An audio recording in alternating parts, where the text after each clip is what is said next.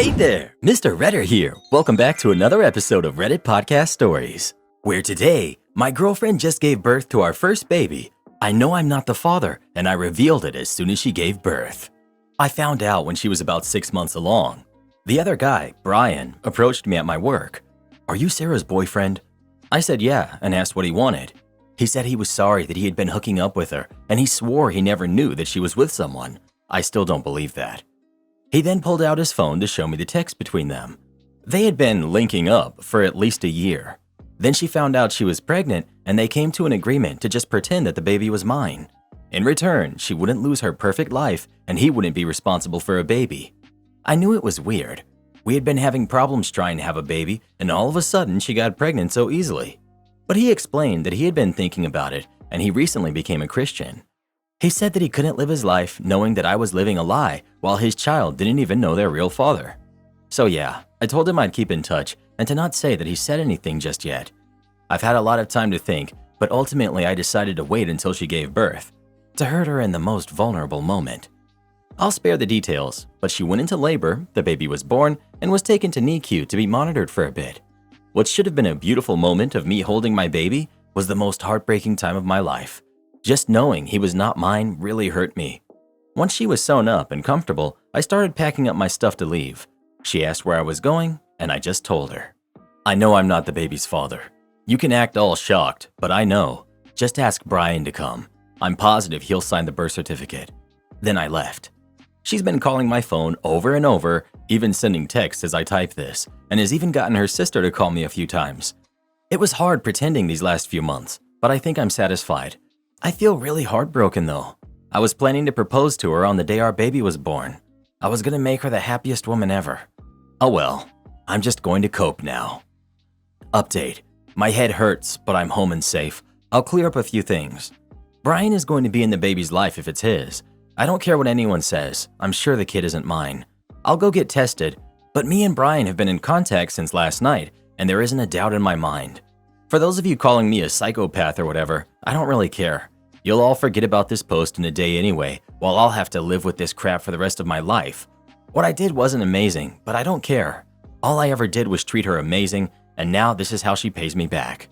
If you think this is fake, go read something else. Doesn't matter to me. Update. I just wanted to start by saying I would have updated sooner, but it takes a bit to get test results back. I've also been working on myself in the time being. Thanks for all the support. I'll cut to the chase. I'm not the father, but I already knew that deep down. Brian and the baby are a match, so that pretty much answers that question. He's very excited to be a dad, even despite the circumstances. We've kept in touch this whole time, and he's actually a really great guy. Goes to church now, volunteers at shelters, etc. I'm not sure if we'll continue to stay in touch after this, but I wouldn't mind getting a drink with him every once in a while. I hope the kid does great in life. He should with Brian as his dad. As for Sarah, around the time I posted, she had asked Brian to be with her officially since there was nothing to hide. As far as I know, he's not taken her up on that offer and just wants to co-parent for the sake of being in his kid's life. I think that's very smart of him, honestly. Me and her have talked as well. We talked about where it all went wrong. She felt as though I wasn't there for her fully and just felt unfulfilled, which I understand. I wasn't always the best guy, but I treated her the best I could. I guess it just wasn't meant to be. She started crying, and I did give her a hug, but I made sure she knew it wasn't because I cared about her. She's offered to stay friends and for me to visit her if I want, but I declined. I'm not really interested in keeping up with her and her kid, but I did give her the stuffed animal I was planning to give our kid someday as a gift. She's been staying with her mom and has fully moved out all of her stuff. She asked me to keep her number, but I blocked her the same day she finished moving out. So it's just me now. I'm not gonna lie, my heart has been super heavy, but I think I'll be okay. There's a cute girl at my work and we've been talking. She's a single mom and has been awesome so far. I explained that I wanted to go slow because of my recent breakup and she understands. We have hooked up once or twice, nothing serious yet. I just want to be by myself for now, but I'll likely give her a shot when I'm ready. That's it for now. I'm depressed, but I'm working out now at least. I never want to talk to Sarah and will hopefully never see her again. It sucks because she was such a big part of my life, but that's gone now. Thanks for the support. I'll answer any questions you may have. Just wanted to mention that I still don't feel bad about what I did. I can tell she's still hurting, but I definitely think she deserves it. Update. Been roughly 8 months now. No, I don't talk to Sarah. Forget her. Haven't seen her. Last I heard, she moved 3 hours away with her mom to be closer to some family. I kept seeing her around town a lot, so I'm beyond grateful she's gone now. She would attempt to have conversations with me sometimes in the first month after she gave birth, but that soon stopped. As for Brian, we text occasionally, and we did go out for that beer. He overall seems happy to be a father, but we don't talk about Sarah. I don't keep up much with him anyways. We're both hardworking men with jobs, kids, and lives to live, so it's kinda hard to keep up. I don't think they're together at all, but who knows. Speaking of kids, the woman who was a single mom that I started seeing, we're still together. Her kid is awesome, and I love being her stepdad, to be honest. So, a big forget you to those who told me to stop talking to her or that it wasn't going to work out. It may seem like we moved fast, but at this point, I don't care. I've never loved anyone more. We communicate properly, hardly fight, just so much fun. I initially was going to cut all contact with her after falling off into a bad drinking habit, but she really kept me grounded. I didn't meet my stepdaughter for a while, but when I did, I knew I couldn't leave. Being a part of this little family has healed me in ways I literally can't fathom. And before anyone says I just use them to deal with the issue of not having my own kid, that couldn't be further from the truth. I'm in therapy. I got my crap together, and most days I don't even think about my ex. I even forgot about this darn account. Words cannot describe how much my life has picked up now. Thank you, Reddit strangers, for being there in my darkest time in my life. Honestly, it helped. Hoping to propose to my girlfriend sometime in the future. Son has a peanut allergy. School continues to give him or allow him to get peanuts. This has been an ongoing issue since the second day of school, where he was given peanut butter crackers. We sort of brushed it off as a new school year, new students, teachers a bit frazzled dealing with first graders, no real big deal. His allergy isn't really severe, but still not fun to deal with and could potentially become life-threatening. We had already informed the school of his allergy before the school year even started, and even talked directly to the teacher about it, because the default snack during the day, if no other parents brought in a snack, is peanut butter crackers. We even offered to purchase a special alternative for him, but they said it was unnecessary as they have other alternatives. So we figured the issue was over when a few weeks later it happened again. This time they claimed he grabbed another student's snack and ran off to eat it before they could stop him. Now, my little one can be a bit of a hardhead, and I can potentially see this happening. So again, we talked to him about peanuts and how dangerous they are to him. He continued to adamantly deny doing that and said Mrs. Teacher gave them to him. We then decide a meeting with the principal is in order, not to blame the teacher or accuse her of lying, but to hopefully get this under control.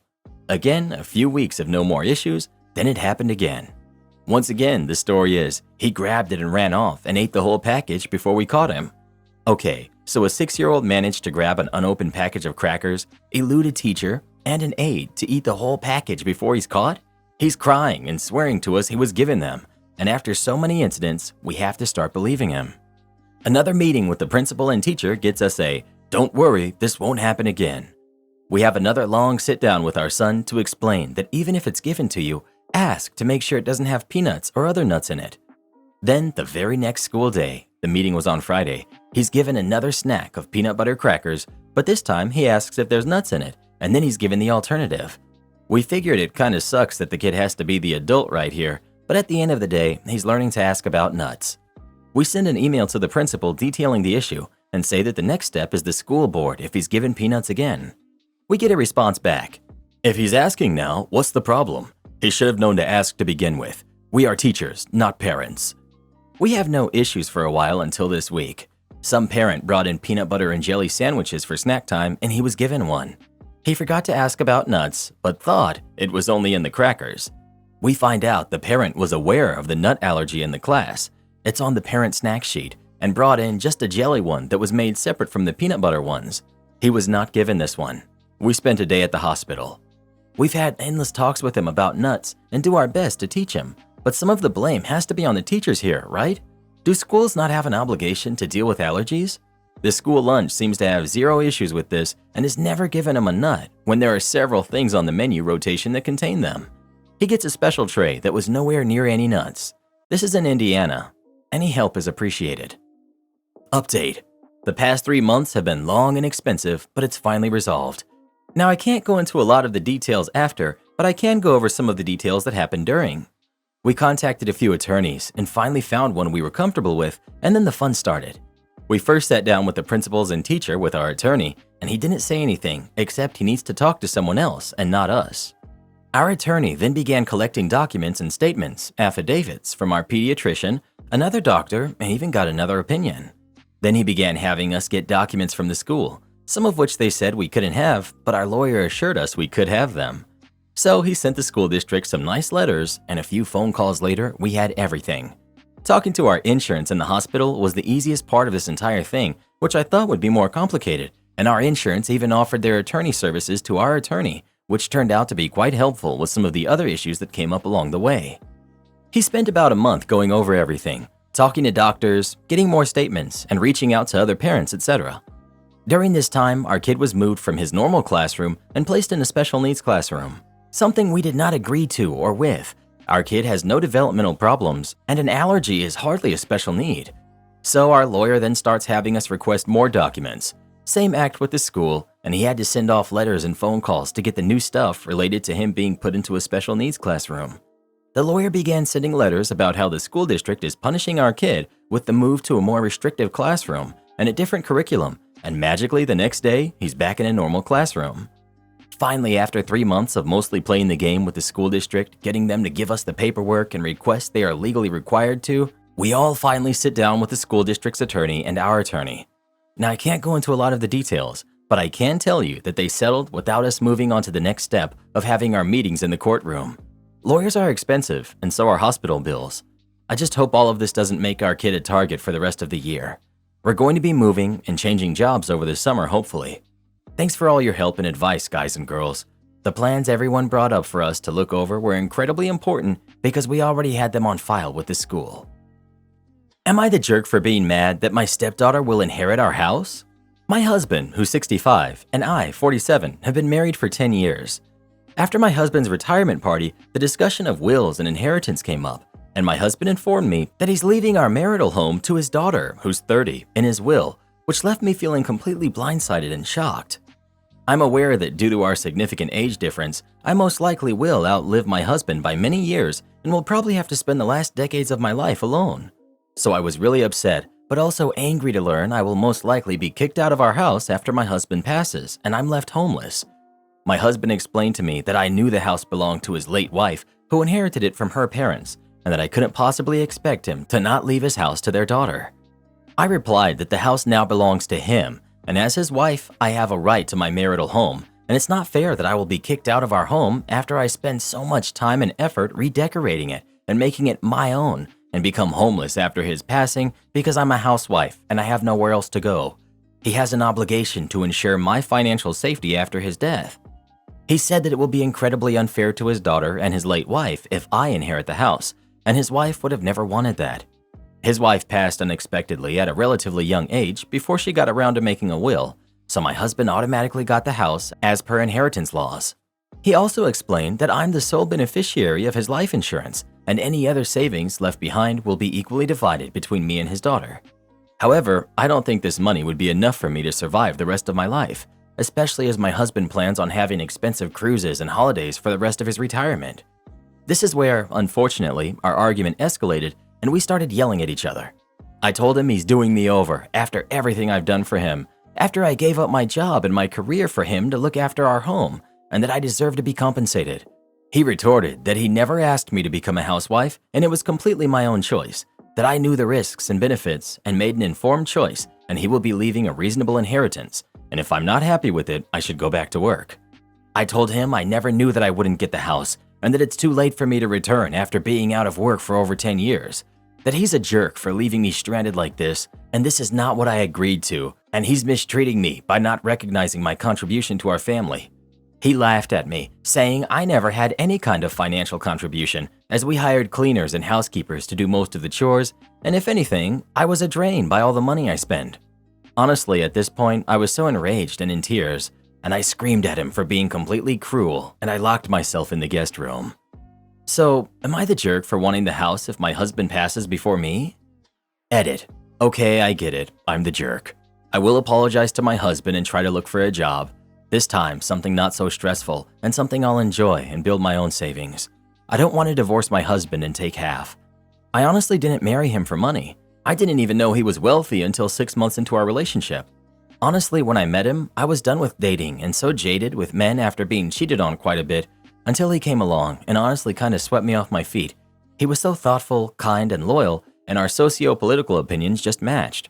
We saw the world in a similar manner, and I never thought I would be with someone much older, but he was everything I've ever wanted.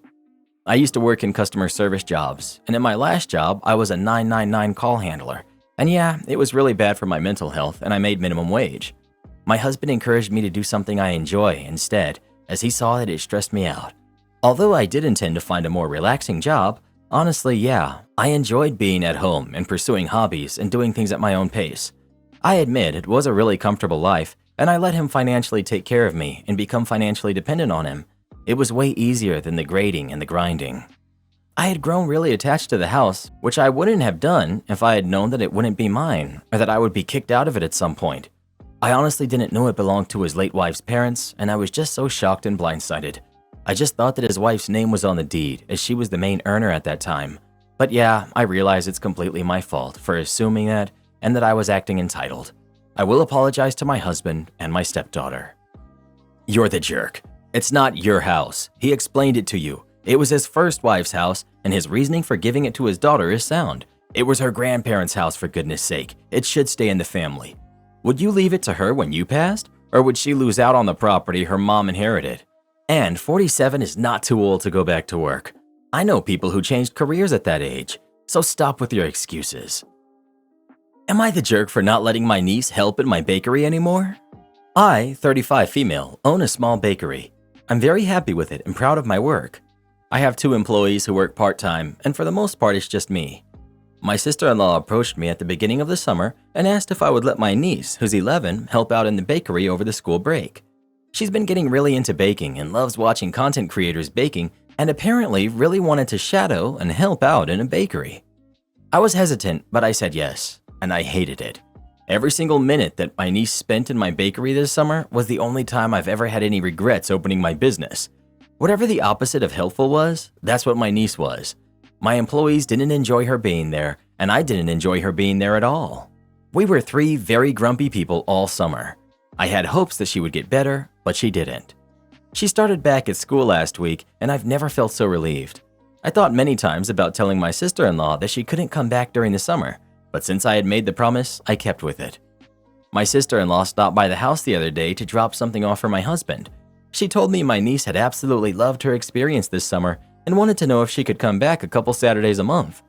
I told her that unfortunately that wasn't going to work and that going forward I didn't think it was a good idea for my niece to help out. I told her it just wasn't productive for us. My sister-in-law was very unhappy. She told me that my niece had loved her summer at the bakery and was so looking forward to continuing. I told her that I was sorry, but I had a business to run and I couldn't continue having her help out. This dissolved into a shouting match that my husband eventually broke up. My sister-in-law and mother-in-law have been sending me nasty messages about breaking a girl's heart. My husband said my niece called him and was very upset, but he stands by me and understands that I can't let this bring down my workplace. So, am I being the jerk? Not the jerk. This isn't a hobby and it's not a daycare. It's your business, your livelihood. I don't know what niece did to be so bothersome, but in the end, it's your choice, and you need to make a choice that works for your business. I was fired early in my career by a team of 2 senior people I reported to. Revenge came in time. When I was in my early 20s trying to make it in the world and just starting out, I reported to a senior sales team as a junior salesperson. Really, it was a support role, and I knew my place. I watched, I stayed quiet, I learned and helped them. I reported to a lady who was mid-level and the senior guy who was head of sales. I was green, and while I was seeking mentorship and periodically asking for advice to improve how I was able to support them, they mistook it for incompetence. It was simple things like learning what format each of them preferred their daily reports in and tasks they had to do. I also had an issue because the senior guy basically stole my first bonus at the 3-month mark. It was a tiny amount to him, but a lot for young me. I didn't officially complain, but asked him about how he was able to keep my bonus when it was obvious it tracked back to my efforts on the data. He didn't like that and didn't pay me. I was doing a good job. I'm fully aware of my skills, but with the explanation, "It's just not working out," they fired me a few weeks later. I spent a couple months getting a new job, which turned out to be an amazing smaller firm where I was appreciated mentored correctly, and thrived. The new firm was very successful. About 2 years later, after I'd become a vital but still junior part of the smaller company, my former firm closed up in the region and put everyone out of work. So I saw through the glass while walking by the boardroom one day that the senior guy who stole my bonus was being interviewed for a job at my current firm. My current supervisors didn't see me walk by, but my old boss and I made eye contact. Now, in a small sales team at a small firm, it's important to have a nice working relationship and trust. It's also a lot of selfish salespeople who are there to make money and don't like being ripped off. So later that afternoon, I quietly mentioned to the boss, "I saw X in the office today when I walked by. I used to work for him, and that jerk stole my bonus one time." It was all I needed to say, because the last thing my current boss needed was a person who would do that on our team. Then times got tough, and I know that man spent 2 years looking for work. 6 or 7 years later, I was at a new company in a more senior role, and the one lady who I originally reported to called me and was selling at a new firm, and she was calling to ask if I'd be interested in purchasing from her. I didn't know she had started working there. The firm she was with was selling something that was very basic and interchangeable to competing firms. She had gone from selling important things to selling a nothing product after the original firm closed. She acted all happy and nice to me and recalled the great job I did when we worked together. I also knew she didn't want to be talking to me, but her call log said that she had to call. I told her thanks and sent me along an official quote and proposal, several hours of work for her. In the industry we were in, she was paid not only on new sales, but a net sales measure, meaning she had to retain clients as well as bring in new ones. I had a lot of commitment at the firm she was now at. While she spent her afternoon drafting a proposal, I spent a couple hours pulling all my business from that company and subbing it for a competitor up the street. She emailed me a full proposal and mentioned she was excited to be working with me again and supporting my business. She had no idea yet I just pulled everything, and she would never receive a bonus this year because of the size of the amount that I pulled. The next day, she emailed me quite upset and had CC'd her boss, who I've known for years and had a good working relationship with. I replied to all and thanked her and said I decided to go with a competitor because it just won't work out, as I find your approach to business dealings to be insincere.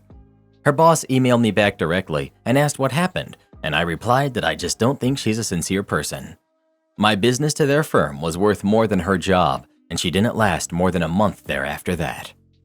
I thought this was petty through the first part, but wow, you torpedoed that woman's career. I guess the lesson learned is to treat people nicely regardless of age or experience, because they could eventually be in a position to destroy you just for fun. You sure it's mine? Fine, I'll keep it. This happened in 2014.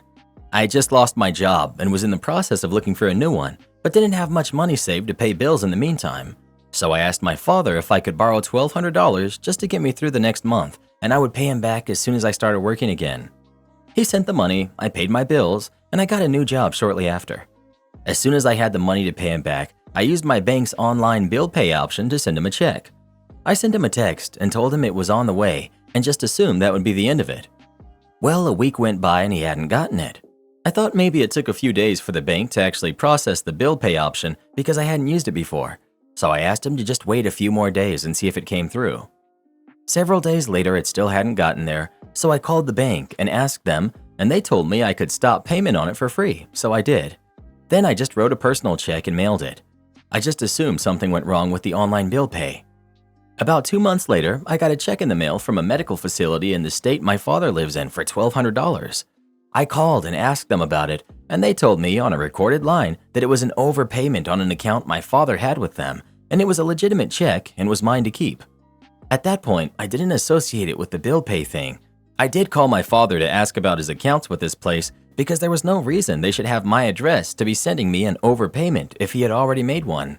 He had no idea what was going on because he hadn't used that facility in a few years. I looked up the place on Google, and finally it dawned on me what had happened. My father's address was on Saddlewood Drive at that point in time, but when I typed it into bill pay, my phone autocorrected it to Sandalwood, and it just so happened to be the same numerical address. And because my father's name was listed as the payee, they erroneously attempted to apply it to his account. So that's where my check had gone. I tried to call them again and explain what happened, and the lady on the phone was extremely rude to me. She told me, "I've already talked to you about this. I don't know why you're calling again. We sent you what we owed you. This account is settled and we will not be talking about it again. Again, this is a recorded line. I asked if she was sure they owed me this money. She practically shouted, "Yes!" And I just smiled and hung up the phone. I deposited the check into my account that day. They didn't try to call me back until about 6 weeks later. I'd been wondering how long it would take.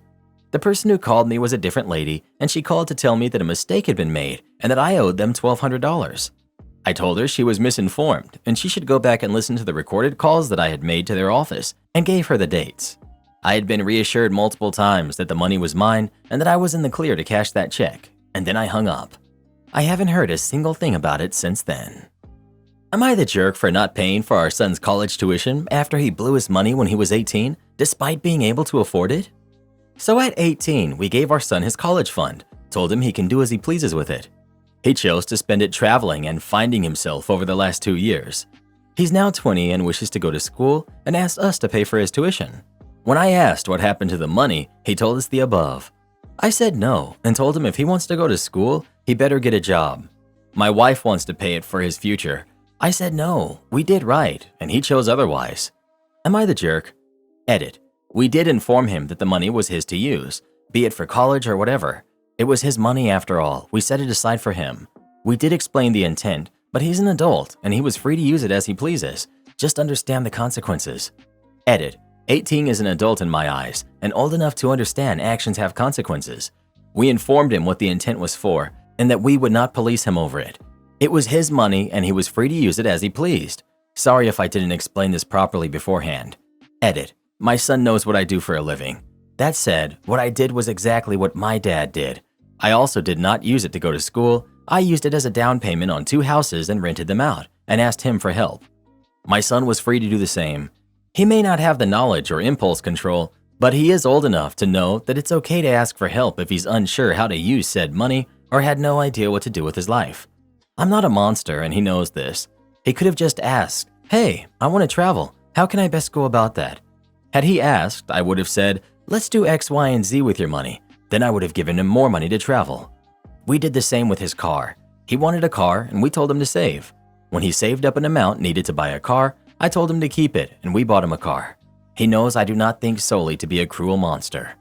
He had a bunch of options and he chose the worst one, but I was not going to forcefully interject my views on him if he did not want to come to me and ask for help. The fact he did not meant to me that he did not want my guidance. Not the jerk. But seriously, did you expect an 18-year-old to make good choices with that kind of money? Yes. 18 is old enough to make responsible choices. Otherwise, we wouldn't let them drive or work. Not the jerk. He spent the college fund. It's not a magic well of money that replenishes itself. That being said, did no one bring this up with him over the 2 years he spent the money? Did he not mention it? Seemed like a communication gap. Today I messed up by sending my wife to check if a Powerball ticket was a winner. So this happened a few days ago. I have a long-standing habit of buying a lottery ticket for the Powerball or Megaball, etc. whenever it gets over 300 million. It's overall a very small amount per year and it's just a small investment in fun times from my point of view. Recently, the prize was slowly creeping up due to no winners multiple weeks in a row. The prize gets rolled over if there's no winner. It was over $1 billion last week and I bought a ticket like usual, but I got too busy to take it in to check the numbers. Here's where I messed up. I decided to give the ticket to my wife to check. Now she's a sweet lady who's not used to this kind of stuff, so she wasn't familiar with the process. I sent her to a local supermarket with a machine, explained how to scan the card, and sent her on her merry way. A little while later, I get a strange text basically saying, "You better be sitting down," and then a text saying something to the effect of, "I'm never coming back to this store again." Later, I got the full story. She scanned the ticket correctly, and the machine announced that she was a winner. A full-screen graphic in giant words, the works. She freaked out at the prospect of becoming billionaires. She does not know how much is shaved off for taxes, but that's a different story. Attracting attention in the store. After hyperventilating for a minute or two, she saw that the machine stated to proceed to a checkout counter. She walks over and found out that she won $2. She was not aware that if you get one number or sum in the right place, you can win your money back. Anyways, after landing back on Earth abruptly, she left the store mortified at her reaction to winning $2, and now we need to find someplace else to shop. Most people will never know what it feels like to be a billionaire, but she did. My parents refused to let me have my own bedroom even though we have extra rooms. Me, 14, female, and my twin sister, Kate, and our parents, who are in their 40s, live in a 4-bedroom house. My parents have the master bedroom. The second room is a guest room. Dad uses the third room as an office, and my sister and I share the other room. The 3 regular bedrooms are small. Dad works from home 2 days a week, and we have guests maybe 10 days a year.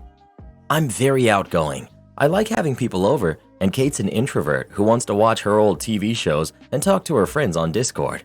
She likes order, and I like putting my clothes on the chair without being yelled at.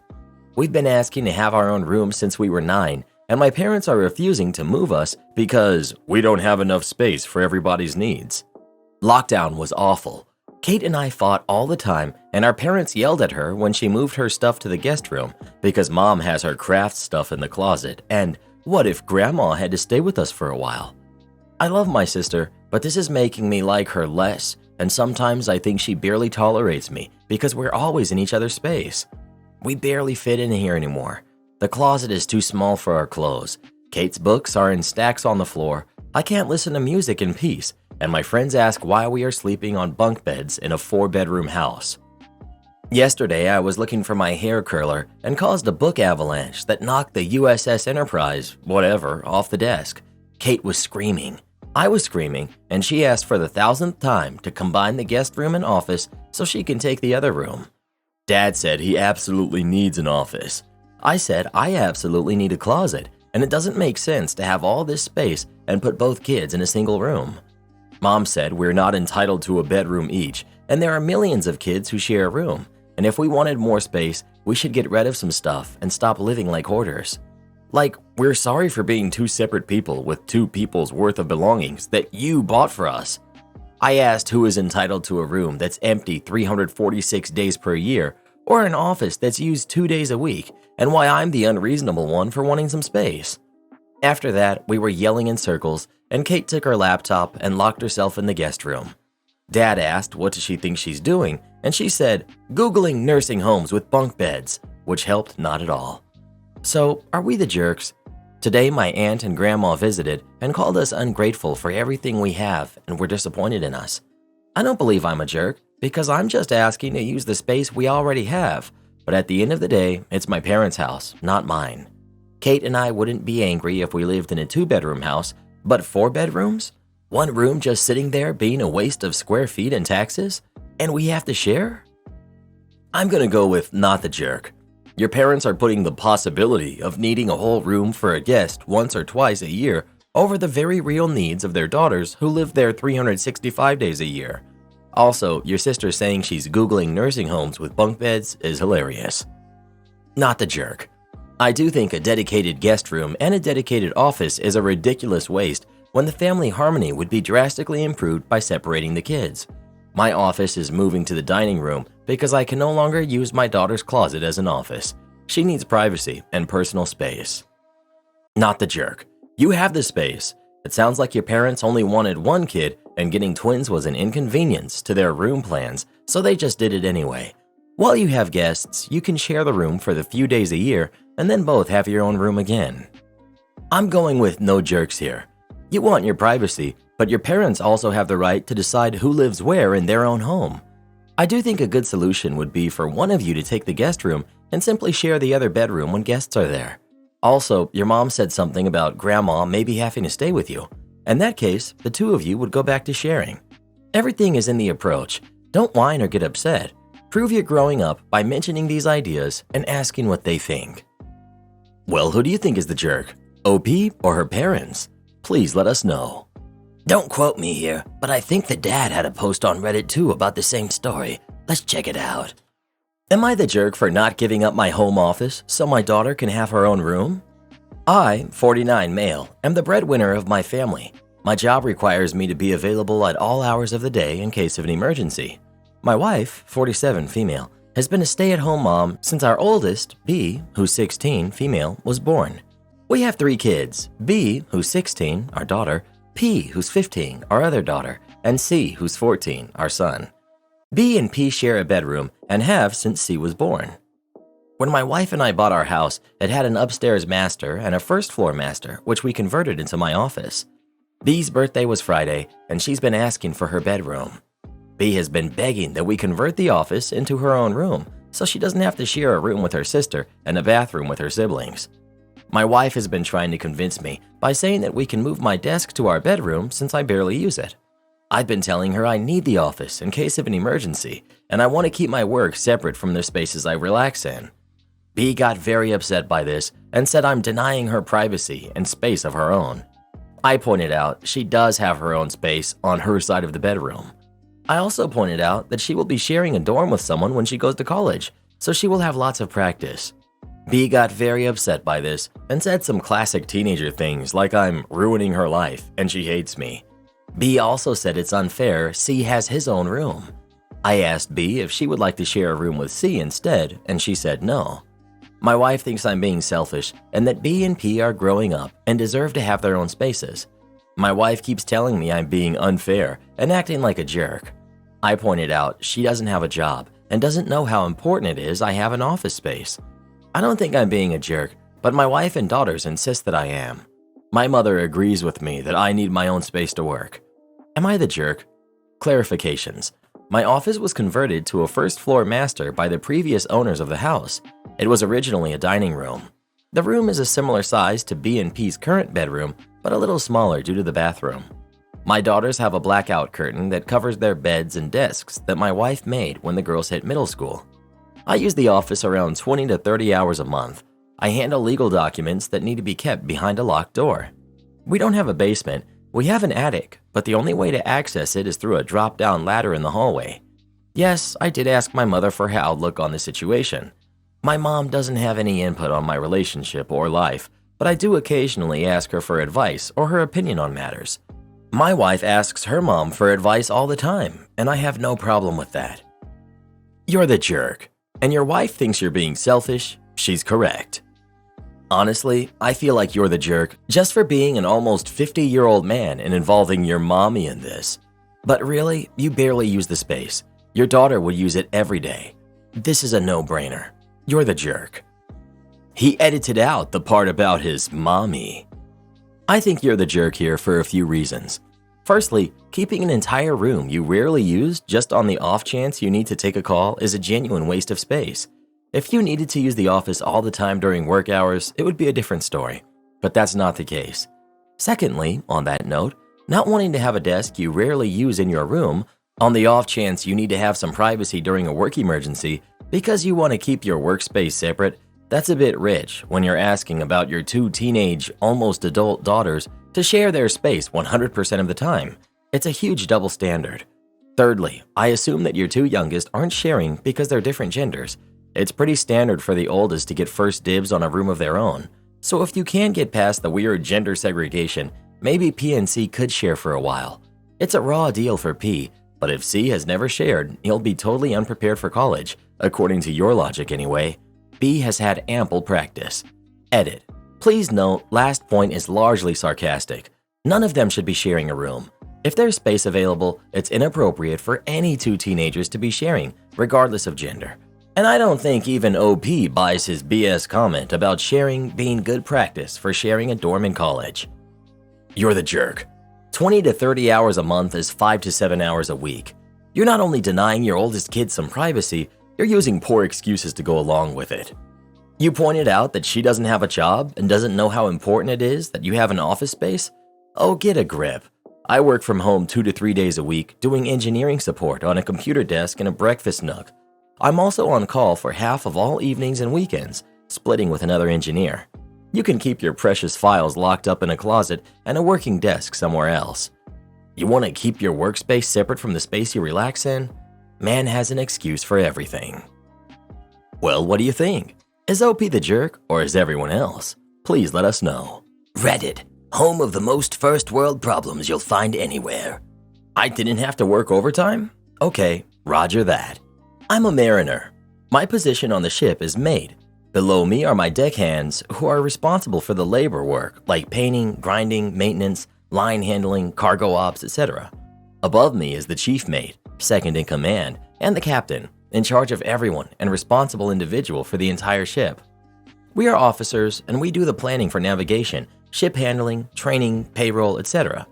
I work for a private company that pays me by a day rate, which is a 12-hour workday.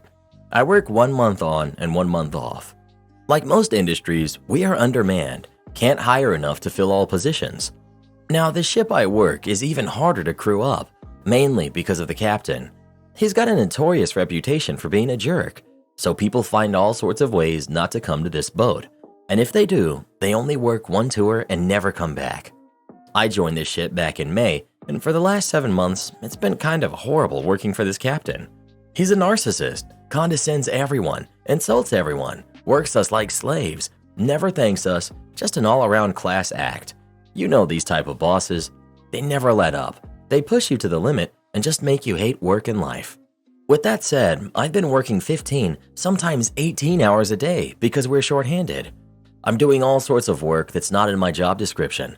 I had to do cargo ops, handle mooring lines, maintenance, all in addition to my mate duties. I'm a very hard worker, a team player, and I never say no to work. The thing is, we don't get paid for any more than 12 hours of work a day, so all those extra hours I worked are unpaid. It burns me and I hate it, but like I said, I'm a team player. I want to make sure it's safe for my guys, the operations get completed, the clients stay happy, so I do what is asked of me. I'm also the cook. We don't have an official cook on board because this is considered a small crew in a small ship. I was cooking lunch every day for my crew and many dinners too. Generally, you're on your own for breakfast and dinner. I was so good at my job that he and the chief mate passed their duties on to me so they can just sit back and relax. Chief mates and captains have a lot of paperwork to do, but I was handling that for them too until up to this point. Well, one day, I'm just completely burnt out with these 15 to 18-hour days. I get into a discussion about how the captain and company are stealing my wages because I'm working more than 12 hours a day. I asked him if I could show up to watch an hour later than my scheduled duty. The engine department does this when they require their folks to work overtime the day before. I work a swing shift which overlaps both the captain and chief mate, so it's not unheard of or uncommon to let these guys show up late, especially if they work more than 12 hours the previous day. Well, once I asked to sleep in an extra hour, all heck broke loose with him insulting me, calling me names, being horrible. Nobody wants to work anymore, blah blah blah. Just nasty, inappropriate behavior that shouldn't happen, but happens all the time in this industry. He then finishes his verbal beatdown with a grin on his face. You know, mate, you never had to work overtime. You could have just said no. I was steaming at this point, but I just replied with, okay, roger that. I called it a day and went to bed. Cue malicious compliance. The next day, I'm already on watch, and he comes on to work and asks me what's for lunch. Nothing, I'm not cooking today. Did you pull out anything from the freezer at least? Nope. So nobody had any real food for lunch. They all made sandwiches and ate chips instead. Later that day, hey, I need you to go finish painting the rescue boat. The guys are busy with other projects, and I want this done today. Well, Captain, since it's not in my job description, I respectfully decline. We get into a little arguing, but he concedes. The very next day, he pulls the same thing. What's for lunch? Nothing. What do we have that we can cook real fast? I don't know, Captain. I didn't check. Cooking isn't my job, remember? So I don't plan on doing it. He rushes to cook some whole chickens in an hour, and they came out raw and really ticked off the crew. Nobody touched his food. This routine lasted a whole week until it was the end of my tour and I got to go home. I returned to duty a month later and he thought I would forget or let it slide. I indeed did not forget or let it slide. For the next entire month-long tour, the captain had to do the cooking because the chief mate and I refused to do it and he complained because he had to wake up early and prep food. I was already doing all of that when I was cooking. I just didn't complain. I enjoy cooking, but I was willing to die on this hill. I wasn't letting it go. I refused to let him win this battle. I did not cook one meal. To be petty, I made myself delicious food, but did not share it. I refused any work that wasn't in my job description. What's he gonna do? Write me up on disciplinary for not doing someone else's job that isn't mine, or for not working past 12 hours? Not happening. Understand at this point, I was physically tired, burnt out, and mentally drained from doing everybody's job and taking crap from him. I asked for a transfer to another ship, but got denied, so I'm still stuck on this ship with this captain. But now he knows where I stand, and I haven't cooked or done extra duty since. and that's what you get for taking advantage of a good worker and always insulting me. Edit. I forgot to add that one of the reasons for not getting a transfer is because nobody is easily willing to come here and work with this guy. One day during that hitch, I came up to the bridge and overheard him talking to the assignment manager about keeping me here permanently because he's a good mate, he's prior military, and he can cook. Blah, blah, blah.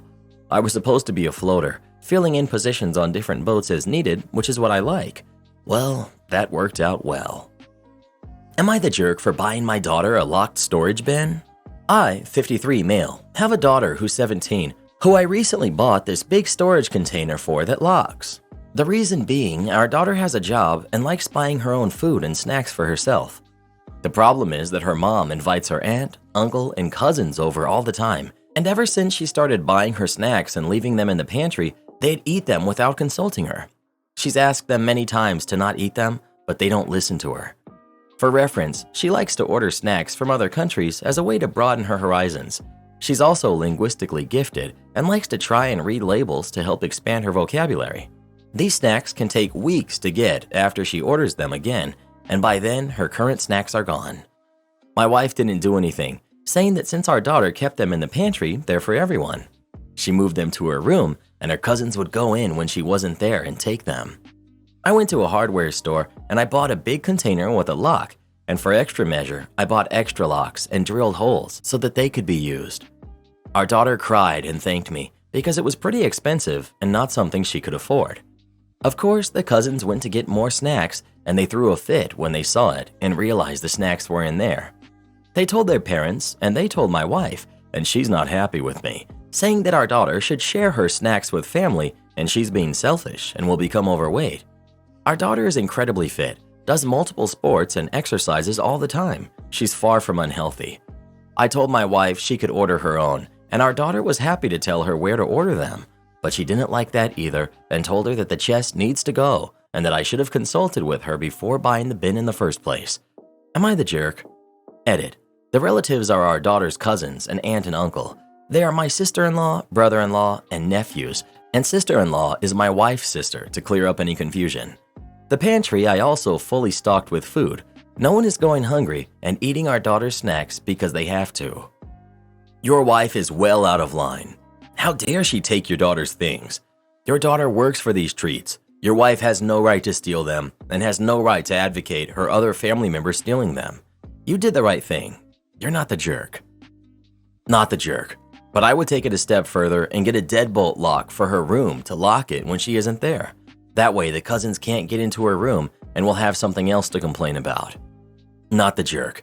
Your wife sounds like a nightmare with no respect for others. The cousins sound like entitled whiners. They can buy their own snacks if it's that important to them. Congratulations on standing up for and showing respect for your daughter.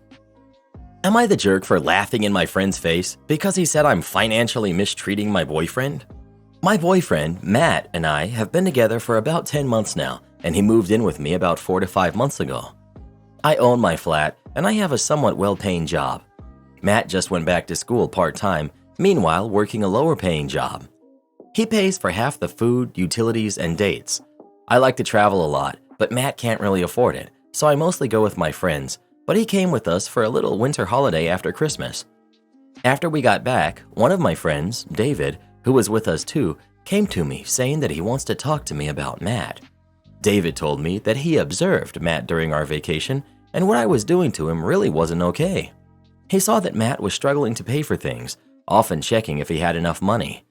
David eventually said that it's wrong of me to expect Matt to pay for half of everything, since I make so much more than him, and the fair thing would be to divide things based on our income percentage. Like I pay 70% for the things, and Matt only pay 30% instead of 50-50. David told me that I'm not allowing Matt to save any money of his own, trapping him in our relationship, since Matt couldn't afford to live alone, and that's financial mistreatment. I just laughed in David's face. This is one of the most ridiculous things I've ever heard. I didn't really try to refute anything he was saying because none of it made any sense. David got really offended, angry, and disappointed, or I don't know what. It was kind of hard to read, and he said he expected better of me. That he came to me with a genuine concern, wanting to be helpful, and he didn't expect my immature reaction to it. It's been a couple of days since this, and I still can't wrap my head around it. I'm thinking maybe I should apologize to David for laughing at him, as he really did look concerned. But what was he even thinking? Am I the jerk? Edit. I did make one point to David after laughing, which was that Matt lives with me for free. I only ask for half the utilities, which is less than 50 euros a month. I, on the other hand, have a pretty big mortgage. To this, David said that Matt lived with his parents before without having to pay rent, so that's irrelevant, and I felt like there wasn't much more to be said. What? You aren't married to him, so you're not liable to financially support him.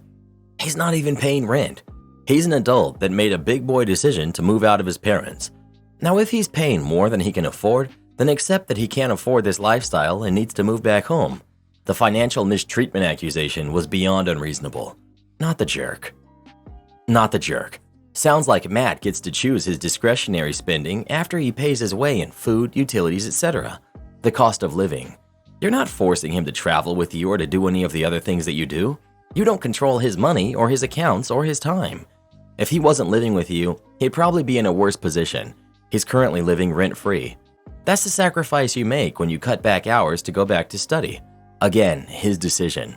David is showing his entitlement and inserting himself where he has absolutely no right or relevance. He needs to get over himself. You could have adjusted as appropriate for that specific situation, including choosing less expensive activities if he was struggling. Am I the jerk for promising to pay for my adopted sister to go to uni, but not my biological brother? I, 21 female, have an adopted sister, Amy, who's 17, and a biological brother, Jerk, who's 16. My dad, 52 male, and my mom, 45 female, adopted Amy after fostering her. I do not live at home as I'm at uni, but I went home for Christmas. Growing up, my parents always favored Jerk and me over Amy. I did not have a good relationship with Jerk, and he doesn't really respect me, but our parents always let him get away with everything. Amy had the worst room, and my parents don't allow her to use my room when I'm away, even though I said she could. When I lived at home, I allowed her in my room, and we used to spend time together. I was not mistreated by my parents, but clearly they had a special bond with Jerk. Jerk almost never speaks to Amy. My parents kept discouraging me from speaking and having a good relationship with Amy indirectly. Amy was required to do way more chores than the rest of us, and I tried to help Amy when my parents were away, even though she never asked me to.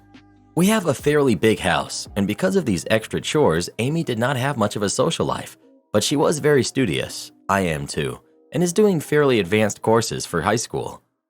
My parents have always wanted me to be a nurse or a doctor, and told me they would only pay for my college if I picked something they agreed with. I wanted to do computer engineering, which they disapproved of. Amy also started getting into coding recently, although she didn't start as young as I did. I started saving for college, doing freelance work, and releasing some apps. Luckily, I got a partial scholarship and some loan funding, and I ended up going to a top school. One of my apps did quite well, and I started a company for it, and now I can comfortably pay off my debts when I need to, and I get paid a salary from my company. The thing is, I don't know how sustainable this will be long term, as it's just a startup, and if it loses momentum, it can fail. I'm considering hiring another developer to help support it, but I'm waiting till I graduate to decide about that. I also have investors interested, and I'm still thinking about that too. My parents have tried to sabotage my side gig, and I feel like it irks them, skipping the details because of character limit. During Christmas dinner, my parents announced to Amy that once she turns 18, they want to retire and she won't have to pay rent, but she can stay as long as she keeps helping out with her chores. I saw red, told my parents that it was wrong to see Amy as a live-in slave and that she was smart and had a bright future ahead. They said they aren't going to pay for her to go to college for a useless degree and that they needed help since they're retiring. They're very upper middle class and could easily afford a paid maid.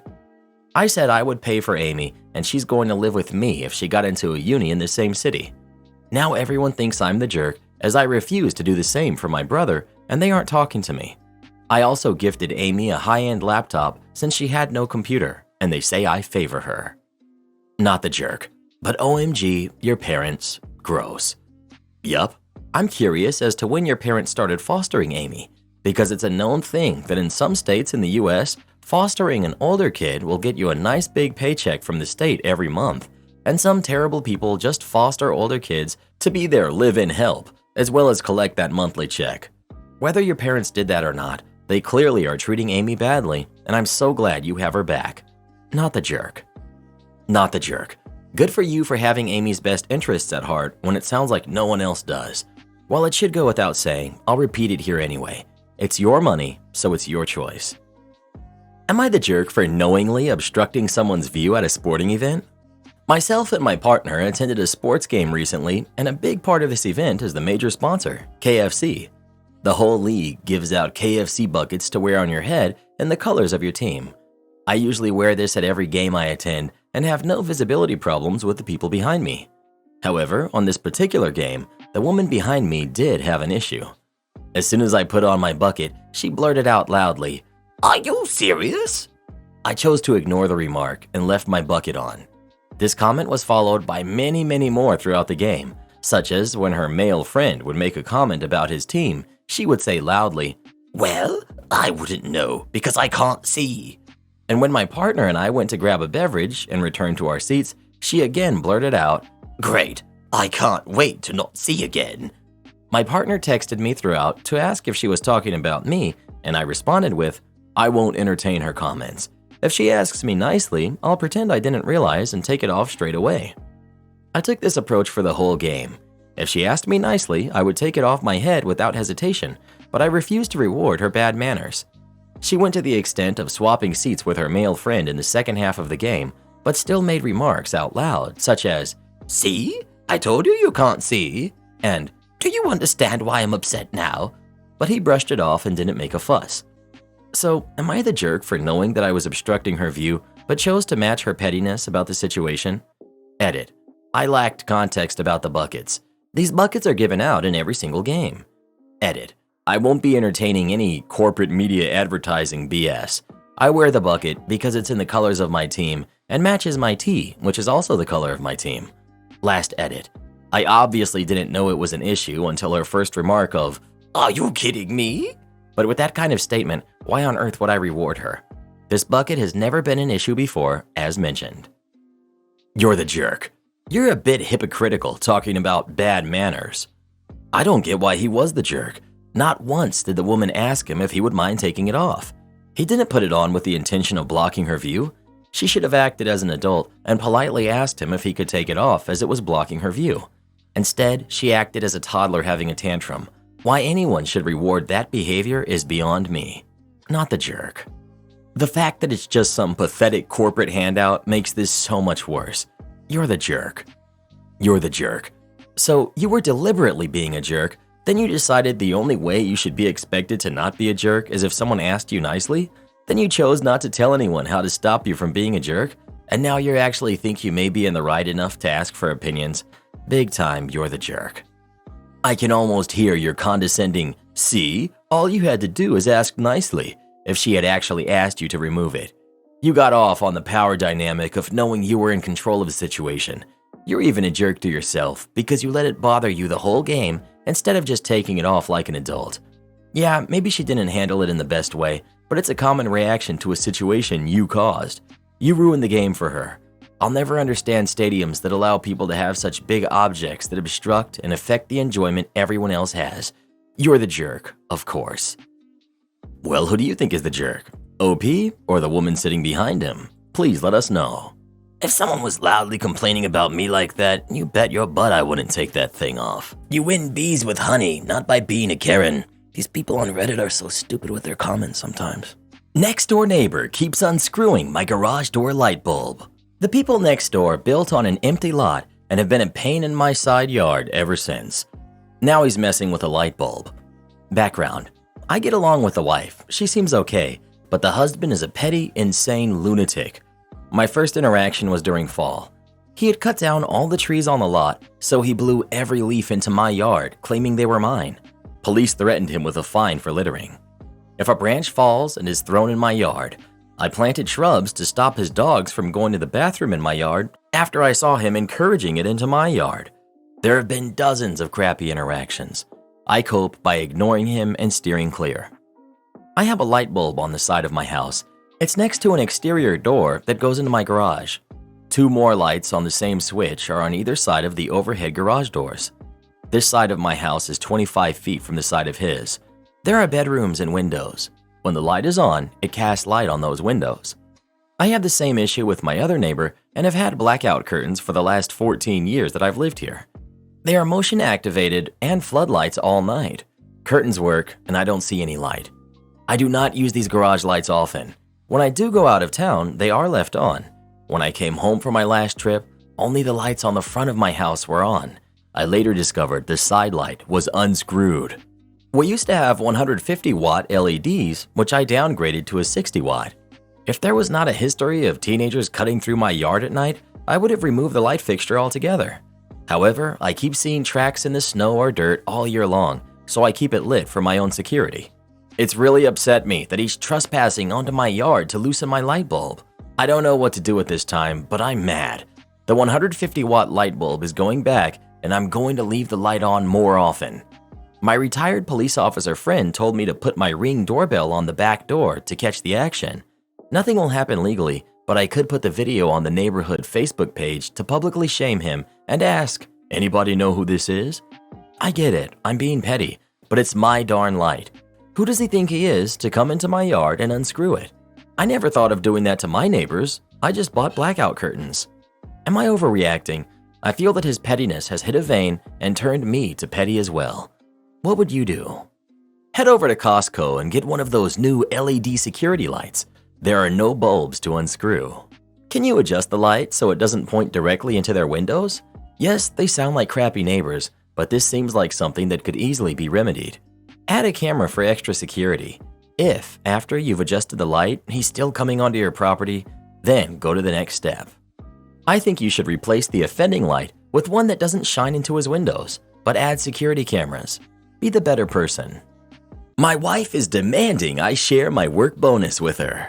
I, 40 male, work full-time while my wife, who's 39, is a stay-at-home mom for our two kids, who are 3 and 7. Since she's become a stay-at-home mom, her parents always give her some money as a present for Christmas. It's about $1,000, sometimes more depending on their financial situation. I receive a similar amount as a Christmas bonus at work, though it varies too. We decided that our respective Christmas cash would be our independent spending money for the year, that it's kept separate from the rest of our finances, which are shared. This year, my in-laws are struggling a bit financially, and as a result, they gave my wife $100 for Christmas. I recently received a promotion, and as a result, my bonus was $1,300 this year. When I told my wife this, she said that we should split the money so that we both have $700 to spend. I refused because our agreement was that we would keep our Christmas money separate and spend it how we choose to. There's usually a small difference, about $100 or $200, between what her parents give her and what I receive as a bonus, but we've never split the money 50-50, so there's no reason to start doing that now that it benefits her. I also brought up how a few years back, my company had a particularly rough year, and as a result, I only got a $100 bonus. That same year, my wife got $1,000 from her parents and did not split it with me, and I didn't expect her to. So if she didn't think we should split the money 50-50 back then, when she had received more, she shouldn't expect me to split it 50-50 now. We've been arguing about this since Christmas, as she brings it up constantly and is causing a lot of tension in our household. Am I the jerk for not splitting my Christmas bonus with her? I don't get this new BS of, we're married but we have separate money. You're supposed to be a family, for goodness sake. Put your money together and create a budget. If you're both that selfish, you never should have gotten married and had kids. You're both the jerks, in my opinion. This is why I would never agree to be a stay-at-home mom. I need my own finances. Everyone sucks here.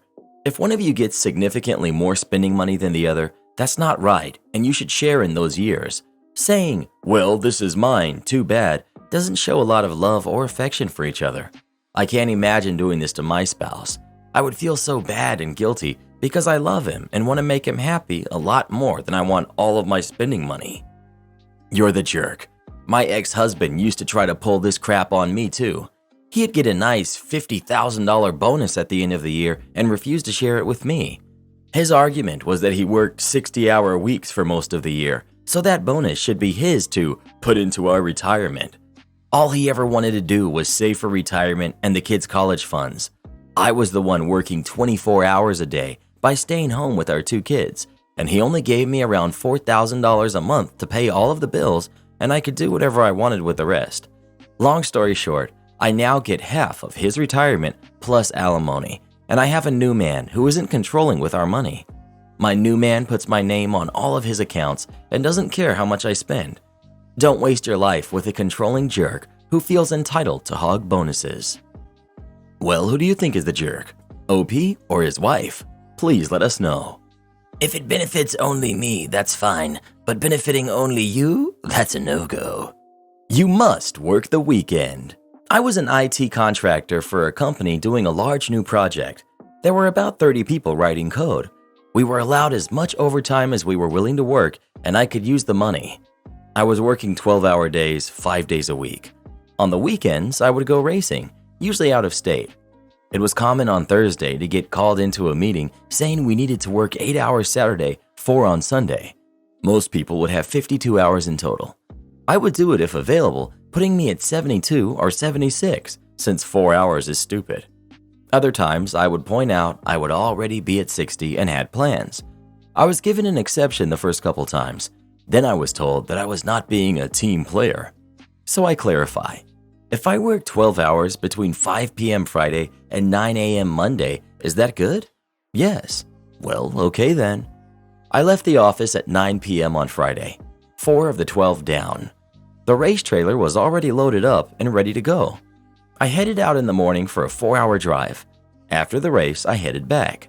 Since I was driving near the office and the parking lot was empty, I pulled in the trailer and all around 3 a.m. I figured just badging in wasn't enough to demonstrate compliance. I sent an email out to the group with every task I completed. I completed everything I had been assigned. There was a whiteboard with unassigned tasks. I sent an email that I was pulling a task, then another when completed. I had my full hours in at 11 a.m. I was being smart about it. However, I didn't really expect the manager to get as annoyed about it as he did. A bit later, my contract was cut by that manager for my abrasive personality. The fallout seems to have been against me, but not in the end. My contract was cut, I was told on a Thursday morning and given the next 3 full weeks' notice. By Thursday afternoon, I had a job interview scheduled for Monday. By Monday afternoon, I had a couple more scheduled. I started a new position with no gap. This is pretty much the malicious compliance. Below is the fallout from the retaliation. The manager blamed the abrasive personality comment on the business. They're the people asking for and defining the project. I only worked with one. During my notice, I was working with her. I said something about someone else having to do the next phase. She says, yeah, that sucks. I then tell her that I was told the business wanted me gone. Since she was the only business I dealt with, I waved goodbye to her. She just got a ticked off look and stormed off. Her anger went up the organization tree and back down my branch. Manager was told, I want OP on this project. Deal with it. I had multiple people, HR, managers, peers, etc., ask me if I wanted to stay. They would have to make the crap hit the fan to do so. They didn't want to do that if I was leaving anyway. I said I already had accepted an offer. I just wished he had to be the one to ask me to stay. He was made to ask me if I could extend the notice period to provide training sessions on my techniques. Me. So you want my productivity, just not me? Well, yeah. No, I'm already scheduled to start a new position. During my notice, 12 people found new positions and gave their notice. The attitude was that if the company was willing to cut me, they could cut anyone at any time. They would rather leave on their terms. This was not a problem for coders at that particular point in time. I was still working 60 hours a week during my notice period. On my last day, when leaving, the only person still there was the manager's boss. When I said bye, he said he had meant to talk to me before I left. I sat down and talked. I said, you must be wondering why I would be working late on my last day. I wanted the section of software I was on to be working before I left, so no one could blame me for it not getting done. I said I was the only one left in the last few months who was still working on it. All tests had passed that day. Another section with similar work had 6 people working on it, and it's not done. He began to question the manager's decision-making. He thanked me and said he may reach out in the future. A couple of months later, someone reached out to me to see if I would come back. The manager's contract was cut, as were the other 3 people from his contract house. An employee who was buddies with the manager was moved off the project. Apparently, since the manager was also a contractor, he could not technically cut my contract. It was done by this employee. I didn't go back, as my new, abrasive personality, manager, and I got along great. Am I the jerk for giving my daughter a list of rules to follow to live with us? My husband, Luke, and I's eldest child, Betty, who's 25, female, moved out last year. When Betty lived with us, there were many tantrums thrown about the house rules. Things like why she couldn't have wild parties at the house, why did she have to load the dishwasher without being paid, or why we bought our son a laptop that he needed for school but wouldn't give her money to go to Coachella. Luke and I explained to Betty that she is not owed fun money from us. We will not pay for her doing chores because she will have to do chores regardless of whose house she lives in. She's an adult, and once she moves out and pays for her own things, housing, utilities, car insurance, gas, groceries, etc., then she can do whatever she wants. Since moving out, Betty has frequently asked us for money because she either can't afford to do something fun with her friends or she doesn't have time to because of work. Luke and I always refuse because vacations and nights out aren't a need, and being an adult means you don't get to hang out with your friends or go do expensive things all the time. We went out to lunch with Betty last week and she asked to live with us again. Luke and I said that as long as she honored the following stipulations, we were more than happy to let her return home. 1. Pay rent every month, $500 that covers groceries and utilities as well, or be in school. If she chooses to be in school, we will pay for her schooling and any tutors, but she must take her education seriously and earn passing grades. Do a fair share of chores, load and unload the dishwasher, clean the pool, wipe the kitchen counter and stove, and help put away groceries. No wild parties at the house, nothing illegal, and she can't smoke. If she wants to, she has to do it somewhere else. Betty said she refused to agree to these rules, so we told her, okay, that this is her choice to make, and it's also our choice to not allow her to move back in. Betty tried to start an argument, but Luke and I weren't playing along. We told Betty that she's 25 and it's time for her to grow up. She needs to accept now that this is reality and get used to handling her own adult things. My in-laws and a friend of Betty's have reached out to tell Luke and I that we're the jerks. They said that they couldn't believe we were charging Betty rent, let alone asking her to do chores on top of it, because she's our kid and don't we love her? Betty is our kid and we do love her. Nothing will change that. At the same time, Betty's a grown adult. People aren't going to fund and enable her just to have fun all the time, even and especially not us. Luke and I don't understand how multiple people think this is selfish or unreasonable. So I'm looking for neutral perspectives on here. To answer the question of why Betty has this mentality that Luke and I should enable her to have fun all day, Betty's biological father has unfortunately caused her to develop this attitude. He insists that my husband and I should pay for Betty to have fun all day and handle her responsibilities, yet isn't willing to actually do it himself. Not the jerk. These are all entirely reasonable stipulations for an adult kid living at home. My 20-year-old contributes to the rent and bills. Adults pay rent. That's how it is. I'm Betty's age, and I can't imagine the entitlement of not even agreeing to this lenient of requirements as though you're owed no requirements. And the family agreeing? Yikes. How do these people exist and live? Like, what about their life means that these are unreasonable expectations? I'm the same age as this girl, yet I have a mortgage to pay, recently finished school while working and paying that, all while doing chores to maintain my space, which is just part of life. Though I do get to throw wild parties whenever I want, but cleaning up after that is also a horrible chore. Way worse than wiping countertops and unpacking groceries. OP, you're not the jerk for these rules about her moving back in, but I gotta ask, how did she get like this? You seem reasonable. This is nuts from your kid if you raised her as sensibly as you sound. Is some context missing, or did the apple just land on a different continent from the tree somehow? Not the jerk. Coming from someone who lived at my parents' house in my 20s, the rules seem reasonable. Something my parents did was to take rent from me, but once I moved out, all that money was set aside and given back. Got me into the habit of setting that money aside and budgeting. It was nice to have a nest egg and a safety net when I did venture out on my own. If she was able to live on her own and wants to move back for low funds, $500 is super generous. I'm guessing that apartments are at least double, if not triple that, though I don't know the going rate where you are. Last thing I'll say is that it's funny that people are reaching out to criticize, but not stepping up to say she can move in with them with no strings attached. You're the jerk. At the end of the day, this is your daughter, and it sounds like you and your husband are refusing to be actual parents to her.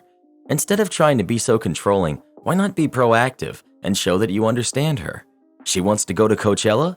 Okay, why not let her go? But also you and your husband attend also, to show her that her interests matter to you. She wants to have get-togethers with her friends at the house? Great idea. Now you get to actually meet her friends and know that she's safe. The problem with so many parents these days is that you just want to be controlling and make your kids feel bad. My parents were just like you, which is why I went no contact and have been homeless several times throughout my adult life. I hope you fix your attitude before it causes long-lasting damage to your daughter, who's just trying to find her way in this lonely world. So lonely in this world I am. Day by day, I take it as I can. Love me for who I am, or hate me for who I'm not. So dark and damp, alone here I rot. Somebody's got some issues. Well, who do you think is the jerk? OP or her daughter? Please let us know. I can't imagine having a Karen for a kid. So glad we don't have any. Am I the jerk for getting my uncle in trouble and causing him to lose money? I left my church recently, and my dad keeps sending church members to my house to save me. Recently, a pair of church volunteers came over to talk with me. They offered assistance with anything I might need. Some of them, I had them help around my farm while we talked. We talked about where they're from. They're volunteering for 2 years from out of country. What they plan on doing when they get home, how's my life going, and why I stopped believing. The next week, one of them called and said they weren't sure if they believed when they left the country, and after our talk, they realized they didn't believe and wanted to return home. The problem was that their volunteer coordinator was holding on to their important documents so they wouldn't get misplaced, and one of the things was his passport. The coordinator said he would only give it back after his 2 years were finished. He asked if I could get it back for him since the coordinator is my uncle. I spoke to my uncle and he said he knew I was the one who corrupted him and basically told me to kick rocks. I told him I would call the police on him if he didn't give him back the passport, and he said I didn't have the courage to do that. So I called the police and they redirected me to the Australian embassy. My uncle was fined quite a hefty amount and they told him that he had 3 days to return the passport or they would start the process to charge him. Word got around his church and now he's been released from his paid coordinator position. My family are saying I went too far and that I only did this because he insisted me, and that they knew he would have given the volunteer his documents back. That he has too many physical problems to get another job and I shouldn't have said anything. I'm starting to think maybe I did the wrong thing here and I should have tried other avenues before going straight to the police. Am I the jerk? Not the jerk. Not all heroes have capes, and you, sir, are a hero. If your uncle could not get another job, then he should not have been breaking the law by illegally keeping those people's documents. Your uncle's predicament is not your fault. It's his, 100%, and you saved those people who he was treating like this. Not the jerk. You were right to call him out for an illegal act. The passports are property of the issuing nation, so it was wrong for uncle to hold them. Case closed. Am I the jerk for telling my granddaughter to stop referring to her dad's girlfriend as her mom? My son-in-law, David, 44, is getting remarried to Katie, who's 31, female. I'm 64, female, and my granddaughter, who's 14, has been referring to Katie for the past 18 months or so. Her mom, Annie, 32, female, passed away 10 years ago. We've remained close with David for the kids. It hurts to hear her refer to another woman as her mom, as it feels like everyone is just forgetting that Annie existed. It already feels a little like David is replacing Annie with Katie as they have a similar look. Christmas is always hard. Annie passed in the week leading up to Christmas, and her birthday is at the start of January.